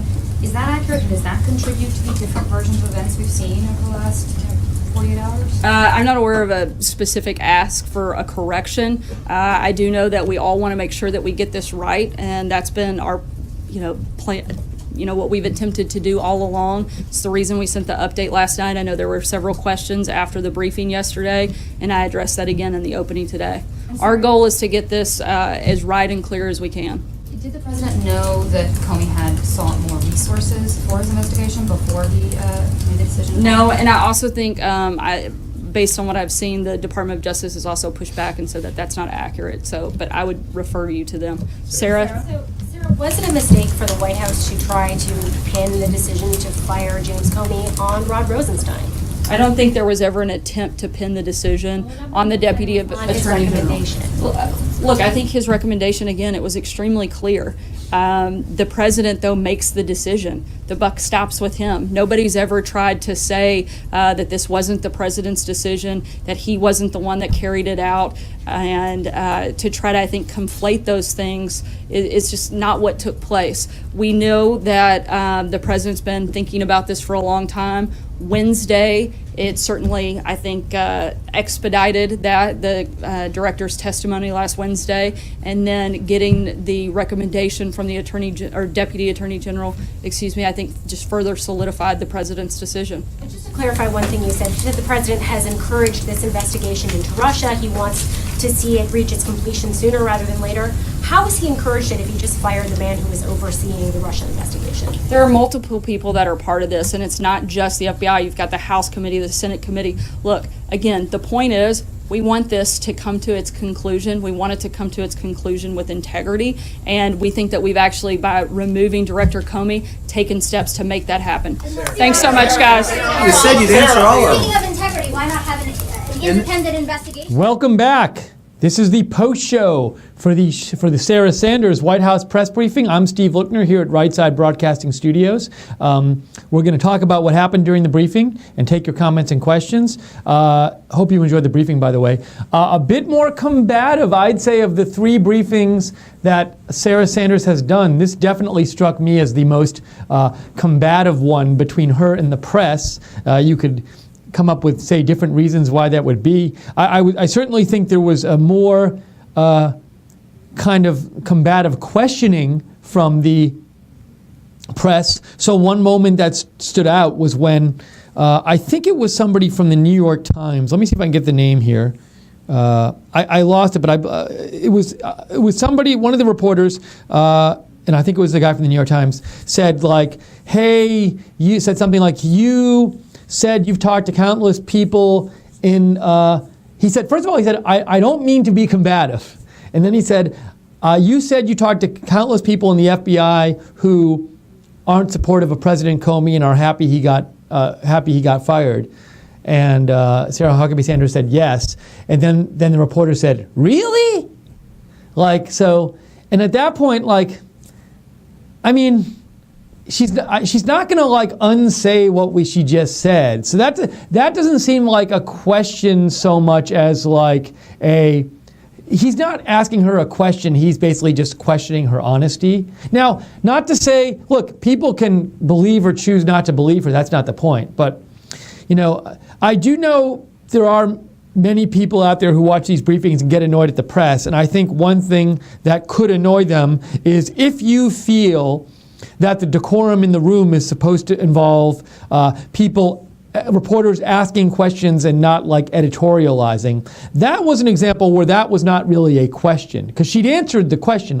If you just say, really? I mean, you're asking the same question again. It seems more to me like an expression of frustration, or you're also like trying to call her out or something. You know, and if you want to do that in private, fine. But I guess, again, my point is, if you think the decorum of the room should be reporters ask questions and don't really editorialize and don't criticize the conduct of the person at the front of the room, then you would have been annoyed by that. Similarly, Major Garrett, who I believe is at CBS now, he did something similar too, where he basically said to her, like, you know, you said this today, then you said something else a couple days ago.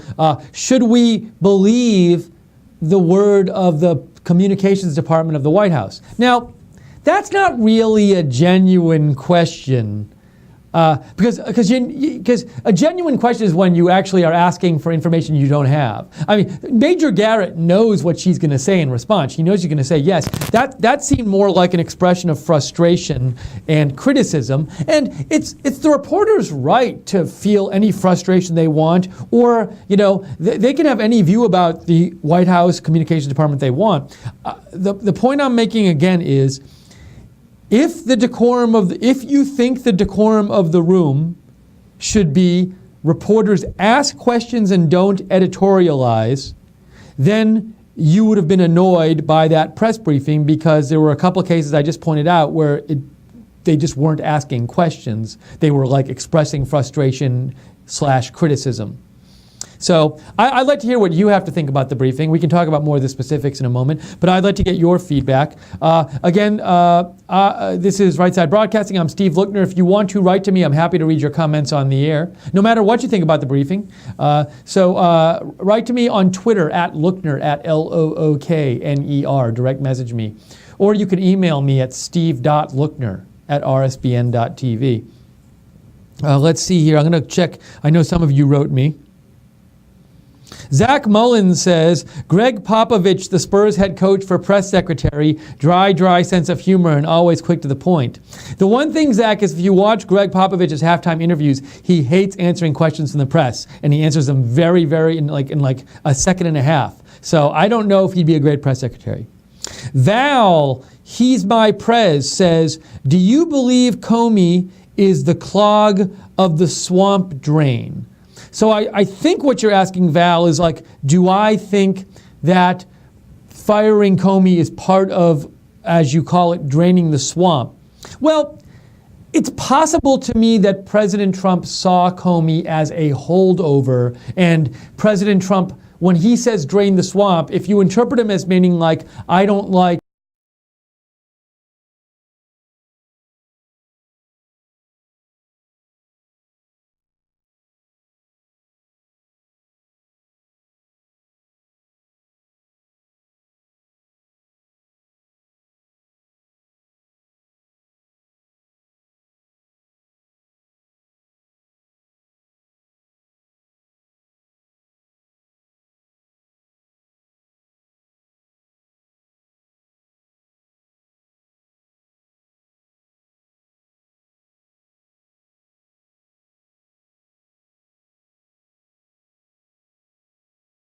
draining the swamp, I'm interested in seeing, like if, for example, this is never going to happen, but if President Trump nominated Sheriff Clark for FBI director, then you'd be like, okay, it seems like that getting rid of Comey was draining the swamp because he's bringing somebody like totally from the outside in. But I don't think that'll happen. But that's my answer as to whether it's part of draining the swamp. And also, maybe we'll see, are there other people that he gets rid of coming up? So a little hard to tell. I mean, my take, I think, is more that President Trump always had problems with Comey, whether there was something about that relationship that was not working well. And so I think rather than part of, my gut feeling is that rather than making this part of like a bigger drain the swamp movement, it felt like there were some personal problems with Comey. And you heard a little bit about that today in the briefing. I mean, Sarah Sanders said that Sarah Sanders talked about this, but President Trump in his interview with Lester Holt today said he thought Comey was a bit of a showboat and a grandstander. And those are personal issues. That's not like a drain the swamp issue, I don't believe. But okay, cool. So that's my answer to your question, but maybe you think differently. And good question, Val. Thank you. We have some other comments here, but we have a call, actually. If you'd like to call in, you can call at 202-470-0049. I believe we have Abi on the line, who's called before. Abi, hello. How are you doing today? I'm doing fine, Steve. How about you? Great. Thank you. So what did you want to talk about in the post show?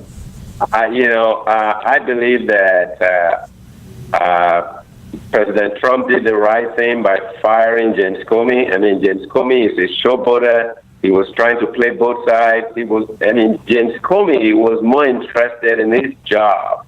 And he wanted to play both sides just to hang on to his job. I mean, he had the presumptuousness to say that at Boston College that they were stuck with him for the next 6.5 years. No employee says that. I mean, he was sure of his job. It was just so bizarre for him to say that. And for these press babies to be interested in, did he make the decision at 12 a.m. or at 12 noon? He's fired. The guy's fired. Who cares when he's fired? He's fired. And then, I don't know anybody, Democrats, those Democrats in my mind who are really, really hypocrites. Who like Comey? Who likes Comey in D.C.? I don't know anybody who does. So it sounds like you're saying, Avi, with the Democrats, you think, because a number of Democrats have been criticizing this firing of James Comey, and you're saying, like, you know, and we've heard Sarah Sanders mention some of these comments today, but we've heard a number of Democrats in the past who say they don't like Comey. So you think that a lot of the Democrats that are criticizing President Trump now for firing James Comey are just like using this as an opportunity to criticize President Trump, and that they really didn't actually like Comey that much? Yeah, they have morbid hatred in their minds, in their hearts for President Trump. If President Trump, invents the cure for cancer, he's going to say that President Trump is, putting the doctors out of business, the cancer doctors out of business. I mean, the Democrats are insane. They are really, they've gone off the deep end. They have gone off the deep end. I mean, listen to what Limbaugh said yesterday. I mean, the Democrats are really, they've gone off the deep end. They've gone off the deep end. They have no leaders. They have no one. I mean, the Democrats are really insane. They've gone insane. They've gone berserk. You know, Abi, I can't believe it. Oh, sorry, Abi, it's interesting you say that. And, I remember when during the Obama presidency, we would hear a bunch of comments from Democrats saying things like, Republicans, all they are is like the party of no. They just don't want to work with us, and they're just trying to like say no to everything and be against us. And they suggested that the Republicans shouldn't be like that. But your view is, it sounds to me like your view is like, that's what the Democrats are doing now. They'll just oppose Trump on everything and won't work with him at all. Yeah, I mean, that's basically what it is. I mean, I've never seen it this bad. I've never seen it this bad. Never. Not even in Obama's time. I mean, look, 2 Supreme Court justices were confirmed in Obama's time. I mean, think about it. Think about it. 2 Supreme Court justices. I don't believe that the Republicans were the party of no at all. They were not the party of no. They stood their ground on things, but they gave in. Eric Holder, Attorney General Lynch. I mean, think about it. I mean, these guys they've gone off the deep end. I mean, I'm just sorry for, I can't believe how anybody can be a Democrat now, because they have they ran out of ideas. They ran out of ideas. Well, Abi, I hope for the sake of the country, the parties can find a way to work together rather than be so opposed. So we'll see if that happens. I don't know if it'll happen, but we'll see if it happens. But I really appreciate you calling in and sharing your views today. Thank you, Steve. Thanks, Abi. That was Abi calling in. Okay, so if you'd like to call in, you can call 202-470-0049. Jake, I don't know, is it possible, by the way, to get the phone call volume a little louder in my ear? I don't know if this is possible. I'll see what I can do. Okay. And you can also write to me at Lookner on Twitter, at Lookner, and email me, steve.lookner@rsbn.tv. By the way, if you enjoy our coverage, the fact that we do a pre-show and a post-show every day of the Spicer Briefing, and we take your comments and your calls, hope you consider donating, because we rely largely on viewer support to stay on the air. Without your donations, we couldn't be on the air doing this. We would not be in business. We would not be on the air broadcasting. So if you'd like to donate, you can go to rsbn.tv/donate. That's rsbn.tv/donate.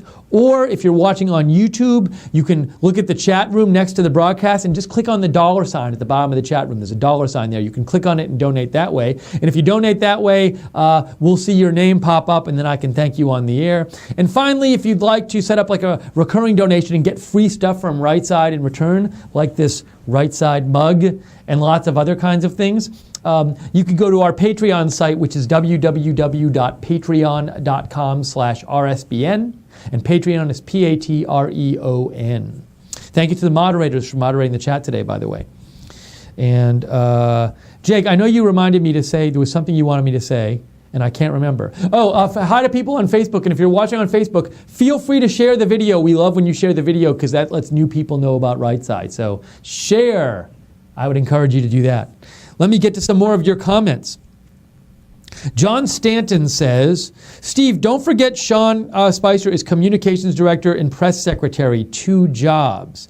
I'm vaguely remembering this. I remember reading something about this, but I don't exactly remember. Let's see if I can find this out. Will Wikipedia tell me, John? Not that I doubt you, John, but I always like getting extra confirmation. Here is Sean Spicer, Wikipedia. Well, so now, John, I think you might have been right at some point, but Wikipedia says he's the White House press secretary and former communications director for Donald Trump. I think they named a new communications director. Mike Dubkey, he was named on March 6th. So he replaced Sean Spicer on March 6th, and Sean Spicer only had one job after that. Thank you, John, for writing in, though. My Twitter, you're saying my messages, Jake? Let's see here. Oh, okay. So, yeah, we had a question before the break about somebody said, hey, I love seeing RSBN moderator in the chat room. Is she, I've seen her a little less lately. Will she be back in more? And RSBN moderator, she let us know, she said, she has a friend who's not feeling well, unfortunately, and she's helping the friend. So she's still on the chat, just not as much lately, but she's around. So thank you for asking about her. Becky Whitmer writes in, watching this press conference was like 101 ways to use ground beef, 101 ways to ask the same question. She is a tough cookie. Leave it to a woman to say it straightforward. So you did not like a lot of the same questions being asked, it sounded like, Becky. Thanks for writing in. GSB.UK writes in, hey Steve, the sad thing about the press briefings is that the press are not searching for the truth, just trying to pin something on Trump. It's a total sham and a disgrace to the USA. Thank you, GSB.UK, for sharing your view. I'll chalk up another vote for not approving of the press conduct today. Dave Reinecke from South Africa, I know, writes in, all this proved is that those reporters have no real interest in actual news, just their own narrative. Vita Marie writes in, I think that they should not be allowed to ask questions. I am tired of this. Mainstream media are just trying to tangle the words and actions. Mid-American says, I would love to see Coach Popovich or Coach Belichick be the press secretary. Shortest press conferences ever. You're probably right about that, Mid-American. Old Guy 1947 says, we need to get back to one question per reporter. Then they may choose their questions with more care. You know, I did notice, Old Guy 1947, there were several exchanges today that went past 2 questions, several long back and forths. Now, it's up to Sarah Sanders to set her own rules, and maybe she's okay with that, but she could in the future, if she wants to, just refuse to answer and say, hey, you've asked 2 questions. So we'll see if she changes it all. You know, I did think this was the first time in her 3 press conferences, press briefings, that I saw Sarah Sanders maybe get a bit frustrated or a bit upset. We had not seen this before. She generally does not get visibly upset and frustrated, at least that we've seen of her. This was the first time today I saw that.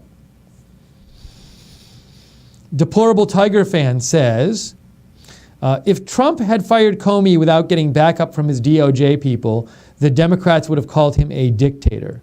So you're saying that it was necessary for President Trump to get the backup from the Attorney General and the Deputy Attorney General, just because otherwise Democrats would have been critical of him.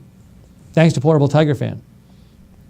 Deplorable Penguin writes in from the South Pole. I love how Sarah immediately schooled the reporter with the facts. We are #winning. Greetings to the South Pole. Greetings to everybody at the South Pole, Deplorable Penguin. Let's see, I want to check my email here too. Make sure I get to all your comments. Bunch of emails here. Patrick Murphy writes in. It's Patrick Murphy writes in. No, this was yesterday. Patrick Murphy wrote in. So that's not. Is that today? Oh, maybe it's today. Let me see. Patrick Murphy writes in. It's hilarious that you guys claim to be unbiased, but you call yourself right side and defend every stupid, questionable, and dangerous thing this president has done. You then spend a lot of time speculating as to why Comey was fired and defend Trump's reasoning as it solely being due to Clinton. Read the tea leaves. The investigation is getting close to the truth. Trump's campaign worked hand in hand with Russia, and now they're scrambling to cover up things the best they can. I understand it can be done.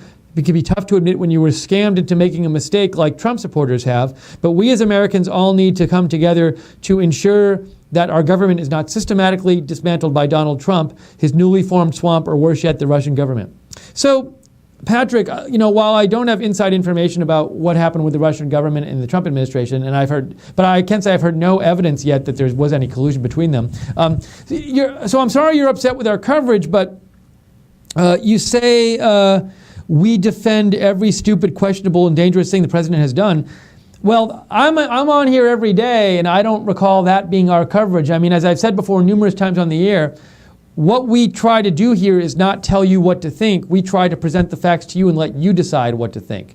So I know from our coverage that we don't defend everything the president has done because we don't make it our business to defend or not defend things he did. We report on the things President Trump does, and we try to present arguments on both sides of what he does. And so I'm sorry you're frustrated with the coverage. I guess I feel like maybe it sounds like you're seeing different coverage than I'm experiencing here actually doing the coverage. And so we really do it right side. We intentionally make an effort to not defend or not defend. We want to present you with information and let you come up with your own views about what's going on. We don't like when the media has people on and they just tell people what to think. And so we don't want to take a view. Now, we do have a lot of President Trump supporters, which is in our audience, which is natural because we got started bringing the President Trump rallies to the people. But at the same time, you know, we always reserve the right to be either critical of President Trump or present arguments against what President Trump is doing. And we certainly do not see ourselves as like a network whose job it is to defend the president. Rather, our job as a network is to bring you the news and to bring you good discussion and intelligent discussion of different events, and to be open to listening to all of your viewpoints and taking your comments and taking your feedback and hearing your perspectives on the story of the day. So again, I apologize that you're upset with the coverage, but I don't agree with your assessment of our coverage of the news. But thank you for writing in, Patrick, and feel free to write back again. You know, and I'll chime in on that too, Steve, yeah, sure. as somebody that's been with it. And Jake, I'm having a hard time hearing you. There we go. I got it. Thank you. You know, as somebody that's been with the company for quite a while and helped establish it with Joe, the CEO. I mean, the name Right Side. Joe and I are inherently, you know, we lean, of course, more towards the right in terms of conservative values and things like that. And I think the name Right Side really sticks to the idea that we really just cover what's going on the right side of politics, and we do try to be as bipartisan in our reporting as possible.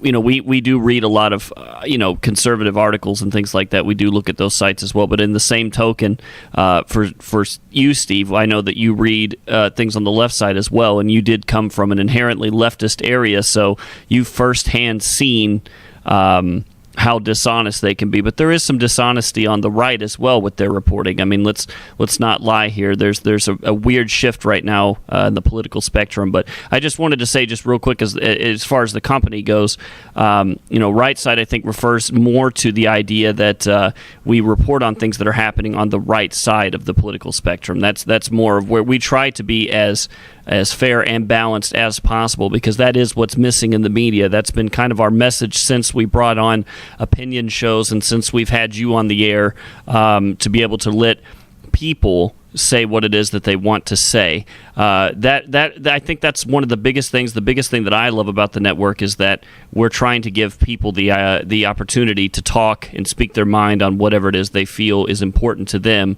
and let everybody else hear it so that they can think, and then they can share articles, and we read them on the air, and that's what I think is important, Steve. Yeah, thank you, Jake, and I agree. I think that's a good way of putting it. I think when you say right side, it's more about the kind of topics we discuss and talk about. Now, we'll talk about stuff that happens on the left, but it's like we're not going to spend all day on like, hey, what's going on with Tom Perez and Keith Ellison in the Democratic National Committee today? You know, we're not going to spend hours talking about that unless it's like some huge scandal or something. But at the same time, our point is not to, we want to discuss politics and the news, and with a particular focus on issues involving the right, because President Trump is president. But at the same time, we want to do that in an agenda-free way. To me, I feel that so much of the media, so much of it has an agenda on both sides, And it's like what we really enjoy doing is to bring issues to you with a special focus on those that will focus on the right and will matter especially much to people who are interested in what's going on the right. But do that in an agenda-free way. We want to let you decide what to think. We're not trying to make you think a certain way or assuming you do think a certain way and presenting in a specific point of view that we think is right. We want to do it in an agenda-free way, in an intelligent discussion, intelligently discuss things and get your feedback. We want to hear what you have to say no matter what side you're on. So feel free to write in always and comment and everything. So thank you, Jake. Let me get to some more messages that people have written in. I think this is from Greg Jackson. And Greg, I owe you a thank you, but I'll say it after looking at your messages. Greg Jackson says, congressional officials were told by FBI Director James Comey before he was fired that there are just a small number of Americans who are the targets of criminal or counterintelligence probes. This is like a news story you sent me. It says, this is from Circa, I guess, and you say, sorry, let me read this again, Greg. I was confused. Congressional officials were told by FBI Director Comey before he was fired that there are just a small number of Americans who are targets of the criminal or counterintelligence probes involving Russia, and that none were President Trump or his top aides. That's from an organization called Circa. I'm not familiar with them, but thank you, Greg, for sending that in. You also write in, Greg, you sent me a news story. It's a little long, Greg, so I'll look at that in a little bit. I just want to see. You say, Greg, so we need the intermediary of Garrett to learn what we need. You're talking about, the subject line is Major Garrett's arrogance, and your letter, Greg, is, so we need the intermediary of Garrett to learn what we need. I prefer the original source and not you, Garrett. So you, Greg, are not happy with Major Garrett's conduct today. And you also said, here's another email from Greg, Garrett shows what their goal is. Many there in the press briefing room simply want to find a way of doing what Garrett did there. It is nothing more than an attack press. They are not there to inform the public. It is more to generate their own narrative. Plus, they think it makes them respectable, not in my eyes. So several of you have written in and you think the press has like an agenda going on in the briefing room and they're not just there to report the news and get the truth. You think they're trying to do other things. Some of you think attack the administration. So Greg, thank you for writing in. And Greg, I want to say a special thanks. Greg Jackson donated yesterday $1,000, which was just amazing. And Right Side, we really, really, really appreciate it. That super helps us stay on the air and bring more programming to you. So thank you again, Greg. If you'd like to donate again, we rely on your donations to stay on the air. Go to rsbn.tv/donate, rsbn.tv/donate, or you can click on the $ in the YouTube chat room next to the broadcast. At the bottom of the chat room, there's a $. And speaking of donations, a number of you have said in the past that you like when we tell you, say, a specific thing we need, and give you the chance, somebody out there the chance to donate it to us in the sense of you could pay the money and donate that thing. And we were actually having a conversation in the office today, and we realized, like, oh, well, maybe that's something we should mention on the air if anybody wants to donate the money for it. And the conversation was about this microphone. So the microphone I'm using has been in here since the start of Right Side Broadcasting. It's like the kind of cheap microphone we originally bought to have it in the studio, and it's certainly done a lot of work for us, and we're happy and we thank it for it. But it's kind of at the point we're realizing there's issues with it. It's not a nice microphone, and there can be some sound issues, and so we've just decided we're looking to get a new microphone to make the sound better for you, not because we want to have a great microphone for the sake of having a great microphone and say we're awesome, but we've noticed some sound issues and we want the sound issues to be as good as they can for you. So I want to have Jake, who produces here and does music stuff and knows way more about this to me, talk a little bit about this. And Jake, from my understanding, the microphone we were looking to get is like a $200 microphone, and I'll let you talk about it, but let me say this real quickly before Jake comes on the air. If somebody's willing to donate this money for this microphone, we'll put your name on it. I promise you that. Now, we can't put it on right here, but the microphone actually runs down here and connects. The wire runs down, and there's a cable at the end, a big part of the microphone which connects to the other cable. So what we'll do is we'll write your name on that part of the microphone down at the bottom, and we'll tweet it out or something. So it'll be like if your name is John Smith, it'll be like the John Smith Right Side microphone. Anyways, that's our offer. It's not really much of an offer. We're asking you to donate. But Jake, could you talk a little more about this, please, and explain what the issue is with the microphone and why we want this new one? Sure. I will say that Lasoyo donated $5 and said, "Want my channel to be like your network when I grow up. Keep doing what you do." Thank you, Lasoyo, very much. Appreciate it. Yes, thank you. Thank you very much. Okay, so, yeah, just real quick, I mean, nothing too fancy, but we're looking at a Shure MX185 condenser. It's just a regular cardioid mic. Pretty good for broadcasting and things like that. I don't want to get too crazy and spend lots of money. It's exactly $207. So we would love to be able to buy that and be able to use that. We can get it on Amazon and have it here and have it ready for Monday if somebody is able to get that for us. But yes, it's a straight ahead cardioid clip-on mic. It is much better quality than what we have now. I don't even know the brand of what we have now, truthfully. But it is much better. So if anybody can hook us, yeah, that's how Steve. I like how you smile because there's literally I don't know. It might as well just be a Sam's Choice mic for all we know. Yeah. But again, Shure, it's a Shure MX185. Shure is sort of the standard in the industry as far as microphones go. That and Rhodes, but we don't need a Rhodes because we're not, in 50-mile-an-hour winds. We don't need, $1,000 quality. We just need something that will project the voice, so we don't have too much gain and too much low end, and that we don't have to compress the sound too much from the board here. So yes. Shure MX185, if you want to look it up, $200, and we appreciate your support as always. And we will put your name on the microphone if you donate it forever and ever, as long as we use it. Okay, let's get back to your comments here. And again, feel free to write in or call. This is the post show for the Sarah Sanders briefing. We're taking your comments and your questions. You can call in at 202-470-0049, or you can write me at Lookner on Twitter, or email me steve.lookner@rsbn.tv. Let's see here. John Stanton says, Steve, Mike and Icy just volunteered. John Stanton, do you mean Mike and Icy just volunteered to sponsor the microphone and pay for it and get his name on it? Is that what you're saying, John? Let us know. Maybe you can tell that to Jake, John, in the chat room or something. But so possible breaking microphone news here. We'll see. Let's see. William E. Heritage says, all of these reporters are trying to be the next Woodward and Bernstein. Thank you, William, for writing in. Mid-American says, that person writing in, the person who criticized our use, the person who wrote in recently saying that we were too biased, and I read the letter from that person. You're saying, Mid-American, that person writing in just isn't able to think for themselves, so they don't understand straight reporting versus opinion commentary. Thanks, Mid-American, for your message. Old Guy 1947 says, I'm biased and proud of it. Patrick needs to watch CNN. Steve, you guys do a great job. Thank you, Old Guy 1947. And you also say, remember, right and left is a scale from 0 to 100, where 0 is no government and 100% government with only 100% is government with only one leader. Right wing is from 0 to 50%. I haven't even had a chance yet, thanks to all your messages, which I love reading, to talk about some of the things said in the briefing. So I want to get to that quickly. I also want to just quickly... Lynn Jean just donated the $207 we need and said, call it RSB and Mod Squad. Yes, $207 from Lynn Jean. Wow. So Lynn Jean, who's one of our moderators, who's amazing, and also she said hi at the last rally we were at. Lynn Jean just donated $207 for our new microphone. It's so awesome, and we will put, Lynn Jean, we'll put your name on it unless you don't want us to, but we're planning on putting your name on it. And she said about the Mod Squad, what'd she say, Jake?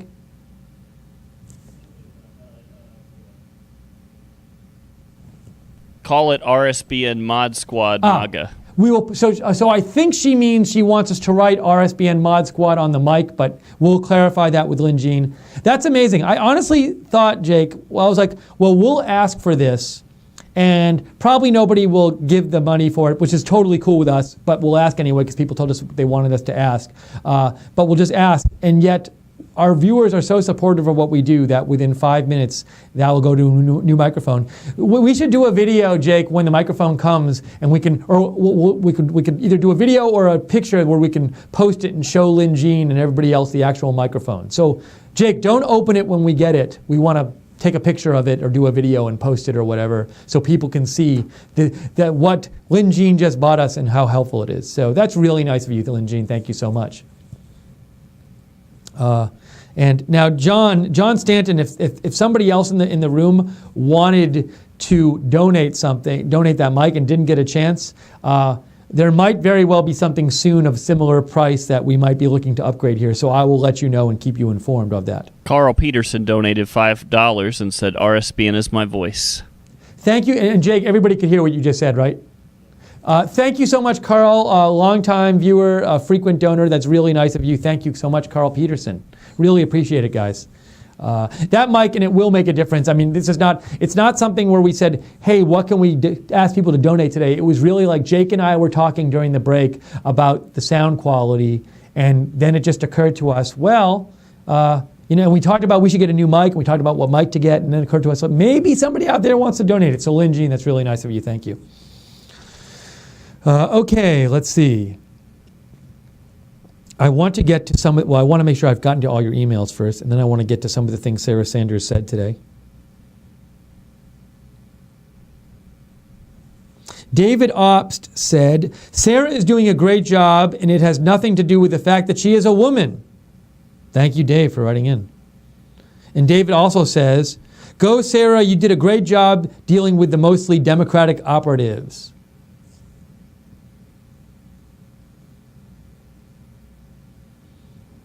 Hold on one second. It's funny. So Patrick Murphy, who wrote in the email that was critical of us before, just sent another email, but I think it's the exact same email as before. I'll have to look at this later, but it seems to be the exact same email. So maybe he just sent it twice. I was going to read his response if he wrote in.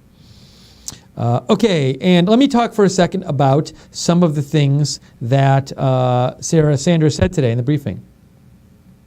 Well, just to go over real quick, the first person who appeared at the briefing was the head of cybersecurity of the administration, Thomas Bossert, and he talked about how President Trump signed a cybersecurity executive order today. Not really sure exactly what the order says. I need to go do some research. But he did say it was not a Russian-motivated issue. He said it would also help deal with the botnet attacks in the U.S. That was one of the goals of it. Also, Sarah Sanders announced that President Trump signed an executive order creating a bipartisan presidential advisory commission on electoral integrity, for example, voter fraud. And they're supposed to do a report that is finished by next year on ways to protect election integrity. And I actually retweeted if you want to see the text of that executive order, I retweeted it about a half an hour ago, and you can find that at @Lookner on my Twitter. So a couple other things said. Sarah Sanders, I'm just going to list some things that I wrote down that she said. She was asked why the president thought that Comey was a showboater, and she said it's probably pretty evident in his behavior over the last year or so that he's a showboater. Some reporters were questioning saying that the White House story on President Trump firing Comey and why he did it was inconsistent, because they were saying that originally the White House had said that President Trump did it because he was recommended because it was recommended by Attorney General Sessions and Deputy Attorney General Rosenstein. And today they were saying that President Trump wanted to do it anyway, but wanted to he already decided to fire him, but as Sarah Sanders said, she said today that President Trump wanted to solidify the decision he made, so he got this memo from Deputy Attorney General Rosenstein. And some reporters were questioning the consistency of that account, and she claimed, Sarah Sanders, our story is consistent about who made the decision on President Comey's firing. Barbara Braley just donated $75 and said, RSBN and RSBN mods, thank you. Wow. That's really kind of you. Thank you so much, Barbara Braley, another longtime viewer, a loyal viewer, and a regular donor. That's really, really kind of you, Barbara. Very much appreciated. Thank you so much. Thumbs up for Barbara. And Barbara also, I know, is a patron of us off Patreon. where she makes a monthly donation. That's really cool of you, Barbara. Thank you. If you're interested in making a monthly donation and getting free Right Side stuff in return, check out our Patreon page. At least go take a look. You don't have to donate anything, but take a look about what we offer. www.patreon.com/RSBN. Let's see. So Sarah Sanders was questioned about whether there were questions suggesting it might have been inappropriate for President Trump to ask Comey if he was under investigation, and Sarah Sanders said, according to several legal scholars, it was not inappropriate for him to do that. So those were some of the things talked about today. We will be on for a few more minutes here. If you have any last minute comments you want to get in, you can write to me on Twitter @Lookner or email me steve.lookner@rsbn.tv or call in 202-470-0049. IB Dog says, put every piece of equipment you need on an Amazon wish list. Fantastic executive order, by the way.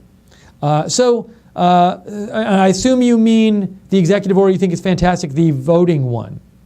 I think that's the one you mean, IB Dog, voting integrity one. So as to your suggestion to put everything we need on a wish list, that's an interesting suggestion. Maybe another thing we could do, IB Dog, is just do what we did today and sort of, because when it's on a wish list, we can't really explain fully why we need it. So maybe we'll think about a couple things that we've been talking about getting in the office to try to improve the broadcast for you. That's what we buy here in the office. If you actually look, if you look at the office cam, you can see we certainly don't spend a lot of money on decorating in the office. It's just we had a few things framed that Joe brought into the office when he first came in, and it was like things he had. I don't believe Joe went out and went to art auctions and stuff when this place started, but we don't put anything new on the walls. We do have a new thing on the wall where we thank our donors, but really everything we think about here and buy is to make the broadcast better for you. And so there's stuff we've been talking about, but I think it's a good suggestion to specifically list this stuff and explain why we want it. And another thing we could do actually is we could, in theory, say on the air, here's this thing we want, and then after we talk about it on the air, if nobody that day says they want to sponsor it, we can then move it to an Amazon wish list.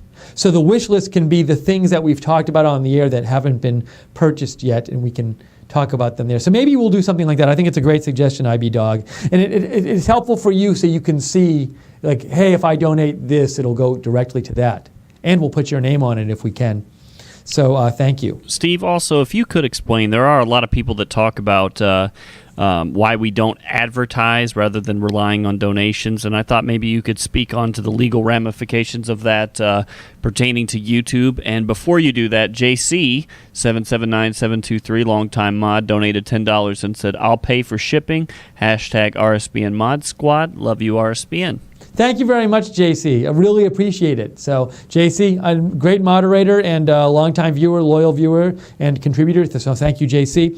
So, it's a good question. Hey, why don't you just get more advertising and do that? A couple different things here. We do get advertising for YouTube from our videos, but YouTube ad revenues are very low. You don't get paid a lot, even if you get lots of views. And especially in the last few months, the rates they pay have gone down, especially for any kind of political broadcaster. So for the same amount of views now, we get a quarter of the money that we used to get. And the same with lots of other people who are popular political YouTube channels. So that's one thing, is that we get ads from YouTube revenue. We get YouTube video ads revenue, but it's not much. We don't want to take sponsorships and ads that will control what we have to say. So there's that. We can't run video ads in the middle of our shows just that we sell independently, because YouTube regulations don't allow you to do that.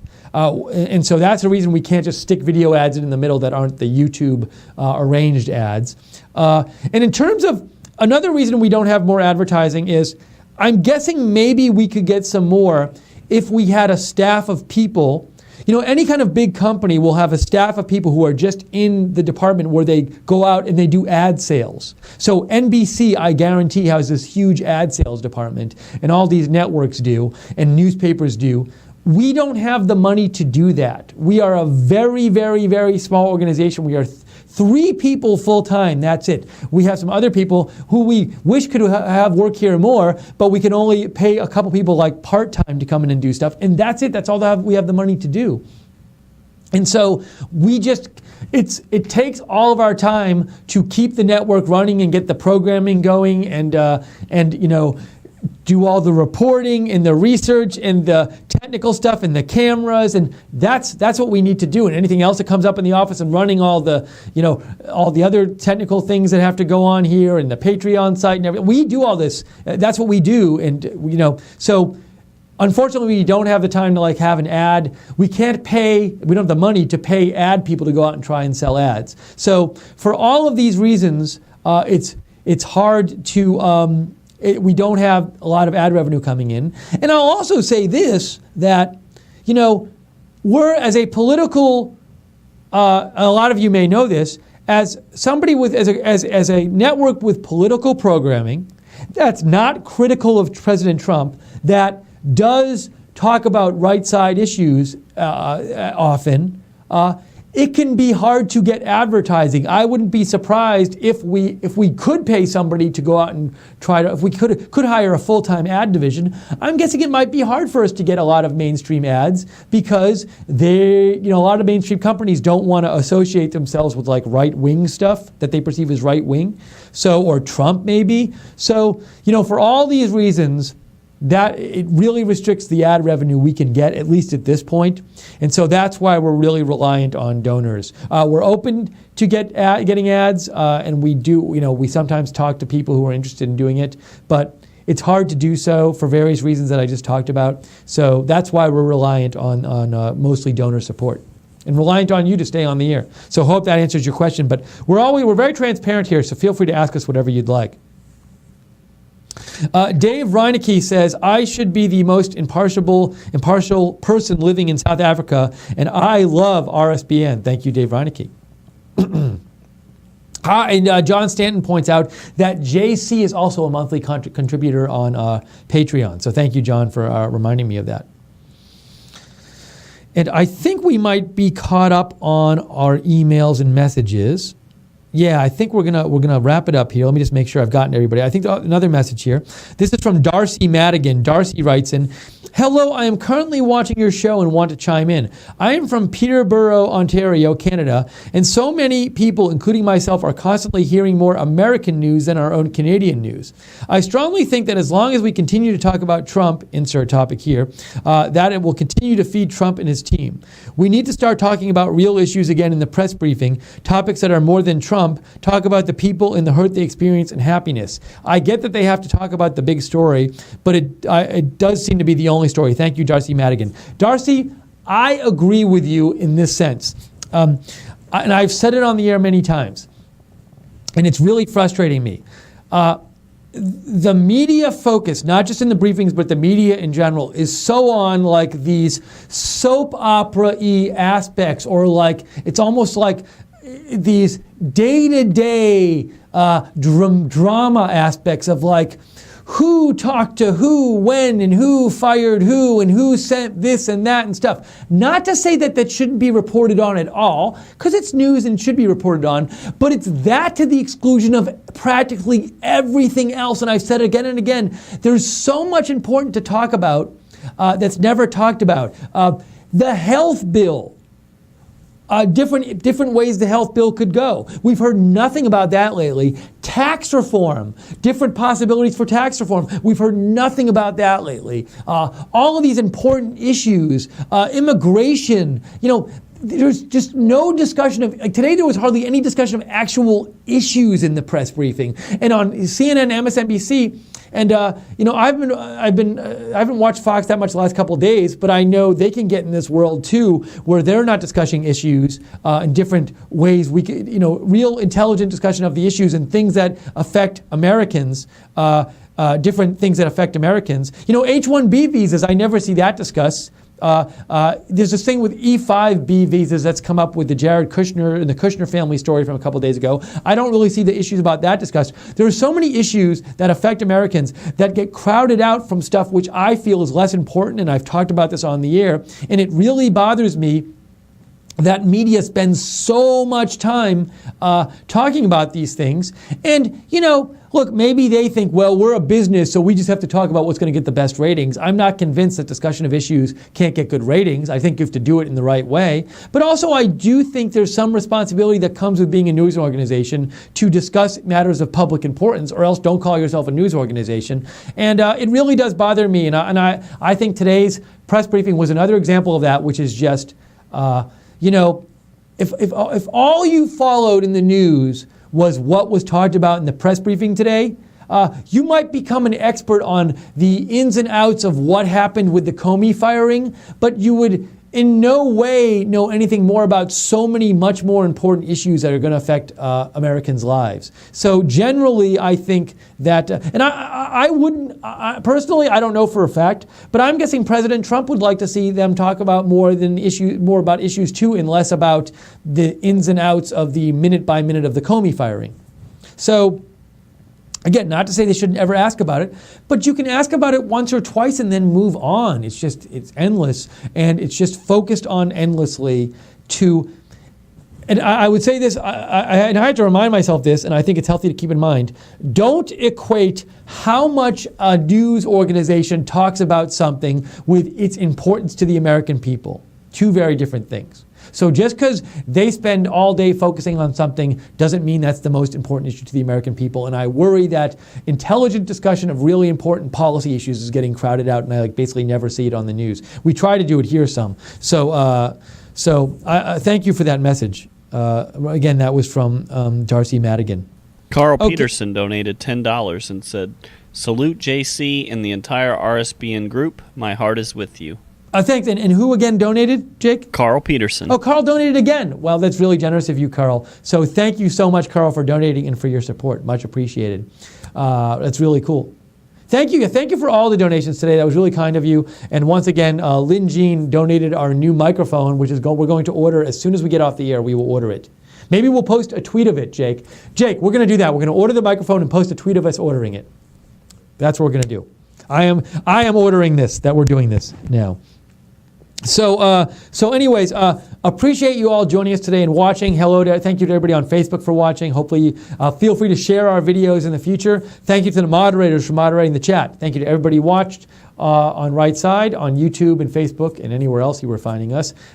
If that's on rsbn.tv, thank you for participating in the chat room. Thank you so much for Jake. Amazing job by Jake Seals today, getting all the footage and the tweets and everything on the air. Jake's figured out how to do all that, which I think definitely adds to the broadcast. So thank you, Jake, for doing that.